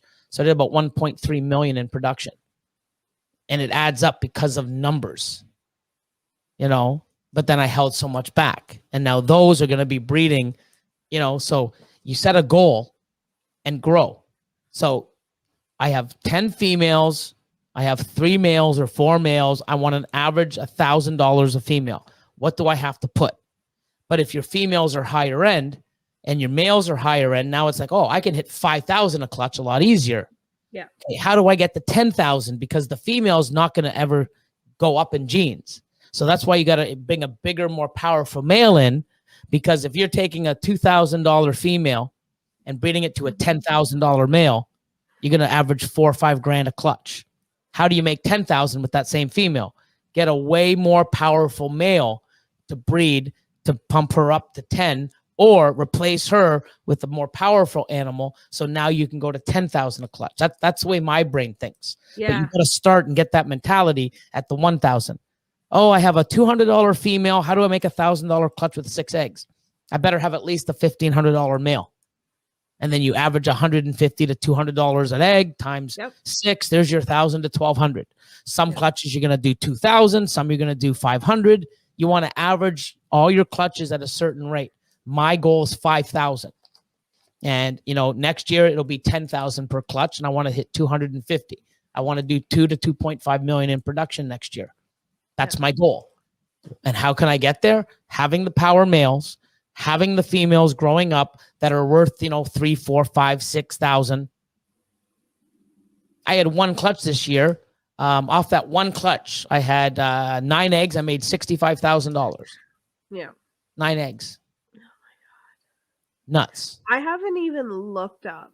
I know this sounds horrible. I haven't even looked up like market value of what I could produce this year. Yeah, but you know, it's okay to do that, but you also want to hold stuff back. Yeah, well, no, our plan is because we're so male heavy, and because we're like first season is to hold all the females back. Yep. But So, another thing, going back to her question, starting over from scratch, I would try to learn and set myself up. If you want to breed, and a lot of people don't know they want to do that until they get animals and enjoy it, and then, oh, cool. But if you know you want to get into breeding, I would get higher end animals, but I would do my research, like I say on my Patreon, and I tell people on the lives, you want to build a strong foundation of animals and not a whole bunch that's so thin. You want to build them strong. Will says it, you know, he said it on one of his lives on his Patreon, said, I try every year to add a new gene to my collection. Not I will, I try. And the reason why I believe he says he tries, not because he can't afford it, it's finding the right animal with that gene that is available, that goes into the collection of what he's built and the foundation that's so strong that he has. You know, he's not going to go get, oh, I don't have any Ultramel. Let me go buy, hey, Billy, you got an Ultramel mail? Yeah, sure. Yeah. If it ain't Ultramel Clown Het Pied, he ain't fucking interested. Or Ultramel DG. You know, if it's not minimum Ultramel DG, he ain't buying a fucking Ultramel. You know, I told him he's not to buy any female DGs this year in Canada. He's to leave one for me. yeah. Well, he'll be one of the ones mostly making them. I mean, most of the ones I have, I don't know what I'm doing with them yet, but you know, I have this year I should be making like leopard and pastel leopard enhancer clowns. I'm gonna have a lot of enhancer clown combos, enhancer genetic stripe het clown combo, enhancer genetic stripe het clowns. So I'm building that stuff, but I'm most of it I'm holding back, like, you know, so that's why I'm trying to have many clutches, because I would like to be able to produce some cool stuff and also sell it. Of course, Nava, man. Ultramel. Zach. I mean, yeah. So there is a gene that I love. I have a lot of it, and you know, I'll have Ultramel cryptic, Ultramel cryptic stuff, Ultramel clown stuff. I might even have Ultramel Krypton stuff. But I mean, I've got Mojave Clown Head Ultramels growing up in my racks. Nice. I got a lot of cool stuff. I've had it for about 2 years. Ultramel Pied Male, you know, he's going into a bunch of different crazy combos. So I think Ultramel Clown, and even Austin loves it. It's one of his favorite. Ultramel Clown combos are going to be fucking pretty sick. I want some Ultramel. I just have this idea in my head for an Ultramel Super Asphalt DG. I think it would look cool. Yeah, I think never mind the DG, the Super Asphalt Ultramel, I think will look amazing. Yeah, I have Asphalt. I have nothing else, but I have Asphalt. Yep. So I mean, it takes a while, and that's the thing. It's like people want to make supers. You know, I mean, I can't even make enough supers that I want, and you know, it's because I really sold off a lot of my supers, you know, to fund me to get where I'm at now. Yeah. But I've also, you know, sold off other stuff, and I've missed a lot on my asphalt/yellow bellies. Seems like I sold them all. I gave them all away, and the ones I kept back, I'm getting ivories and freeways. So, yeah, I definitely want to see a lot more super asphalt stuff, but it takes a while, you know, seeing the odds. Well, if my female my female I got from you keeps growing, I have a chance at hitting like Mojave Super Asphalts in 22. Jerome, what is asphalt? The Canadian asphalt. Yeah, so basically, okay, Canada and Australia, we pronounce the way you say it, asphalt. It's asphalt, you know. It's made of 2 different materials. So England, Europe, they say albino, pied. It's pied, piebald. No, albino, it's pied. Albino, pied. Where's Kayla when we need her? I'm like, hey man, it's albino. It's not albino. From their culture and their linguistics, yes, it is. Here it's asphalt. Australia, it's asphalt. I know you are, man, but I like to say it. Hey Jerome. Hey Jerome, this is an inside joke. How'd you like the new guy I found? No limit. No limit pushes all the limits. Oh, he was sitting there earlier in Brian Cusco's Discord, and I had posted this was on, and he's just like, "Who's that guy?" And I'm like, "It's just this little breeder I found. I'm giving him a shot tonight." Like, you know, he's like, "I'll come out and see what he's about." So he's awesome. You should get him on your show. Yeah. He's got like African house snakes and this and that. He's cool. And his stuff, like the way he brands, is amazing. Oh yeah. We've mentioned that. We mentioned it the other night on the podcast. It's like, yeah, I should know that because I watched. I'm still hoarding all my stuff. Like I got magnets and hollow stickers, and I'm hoarding it all. I don't know why. I need to send it up. Fucking Antoine. I love his one-liners. His like fucking his dad jokes are fucking like the king of the dad jokes. If you do something stupid, it's your dumbass fault. That's why I call him Antoine Het Clown. Oh my God, he's awesome. I had him on Hey, last Terry. week, and he goes, normally I don't come on Wednesdays. Oh shit, Joe's in the house. Empire State. How you doing, man? Mindy Boyer, Paul from Paul. It's like Philadelphia. PH works as an F. Oh, good God. Thanks, Paul. Yeah, Yeah, Paul Duncan Seraphim Haney. was late. We Yeah, it's went all through a whole live without hearing JP jokes. But yes. Get him, boom. My next thing is buttons. There we go. That's how we know I made it in the world. Yeah, I forget what I paid for this Rode mic sound thing, but it's amazing. Brian Cusco uses it also. It's amazing for the price and what it's capable of. Pretty badass. We're not fancy over here yet. You know, I mean, it took Yeah, me forever you to don't get a have proper to be, but microphone. I'm saying you have something to look forward to. You know, it's something that I can recommend. And, you know, if you ever needed help, myself and Brian, and I know there's a few other guys that probably use it as well. Maybe Jason from Morph Mixology. I don't know what he does, but I mean, it's an awesome tool and it's great. 600. Holy shit, Chris is in the house. What's up, man? You never know who's gonna pop by. I swear to God, it's insane. It's for me. Just Chris uses it too. See, so you know, it's a pretty awesome you know, device for what it's made for and what the cost is and what we're using it for. Like it's you know, I don't think I'm ever gonna be like you know, the superstar podcast like, you know, craziness like, you know, Barcheck, you know, is with all his fancy awesome equipment and has guys technically doing it all. And you know, that's you know, never say never, but I mean, I don't think that's where I'm going. Christy's gonna open an Anaconda facility next to you. Oh, and Chris, I before I got on here and I was dealing with something, you sent me a message. That's when do you need all that info for? On the message. On about the thing. Yeah, he gave me a text with a few other people, but I was just on the phone and then I had to run up here to get. That's why I was like 2 minutes before. You're probably going, where the fuck's Billy? Yeah, I'm just like, I know how you do your podcast. You guys are a couple minutes late, so I'm just like, oh, by Friday, cool. So, worst comes to worst, yeah, I'll do it. Worst comes to worst, hit me up again. You know, tomorrow evening, and I'll get it done. But gotta get on Brian's podcast. Yeah, Brian's already asked me, but the thing is, before I was gonna remote in, but you know, he said, fuck, when you come down, I'll do it live, and I'll probably have him here as well. You know, do that, but I want to get him on eventually.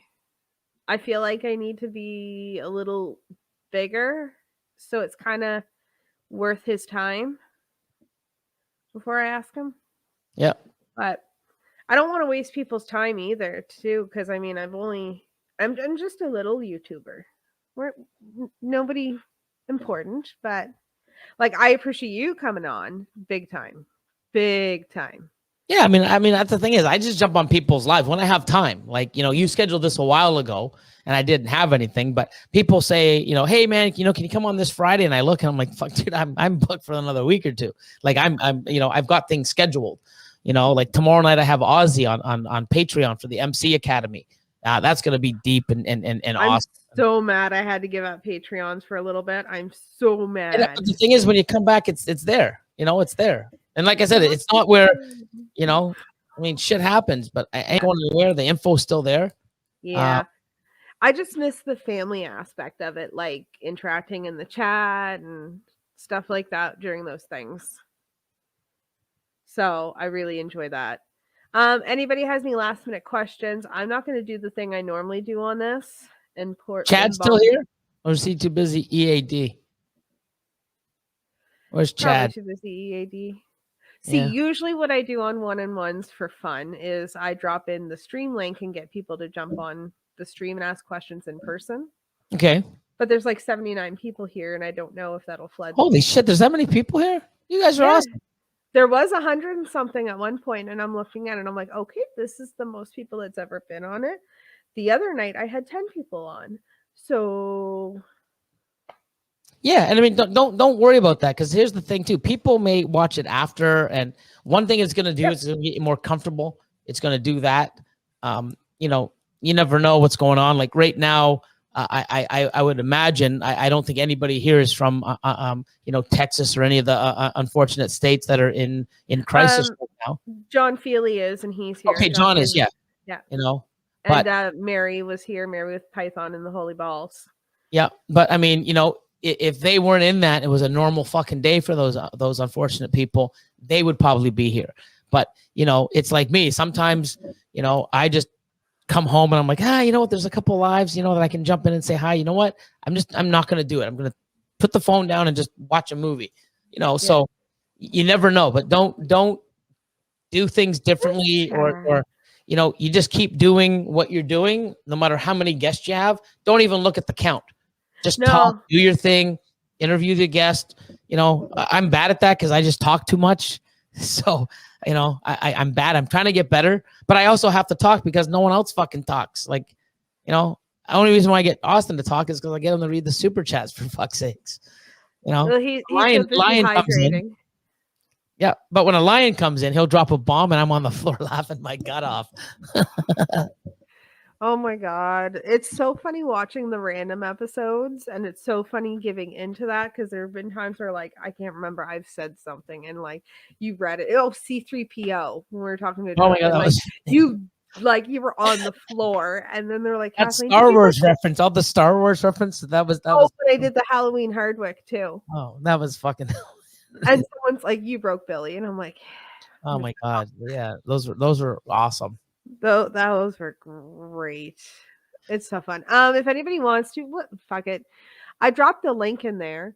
You can come on the screen and ask Billy a question as long as you're not whipping out your little Billy. We're fine. The things cats like to eat. Love the rants. Yeah.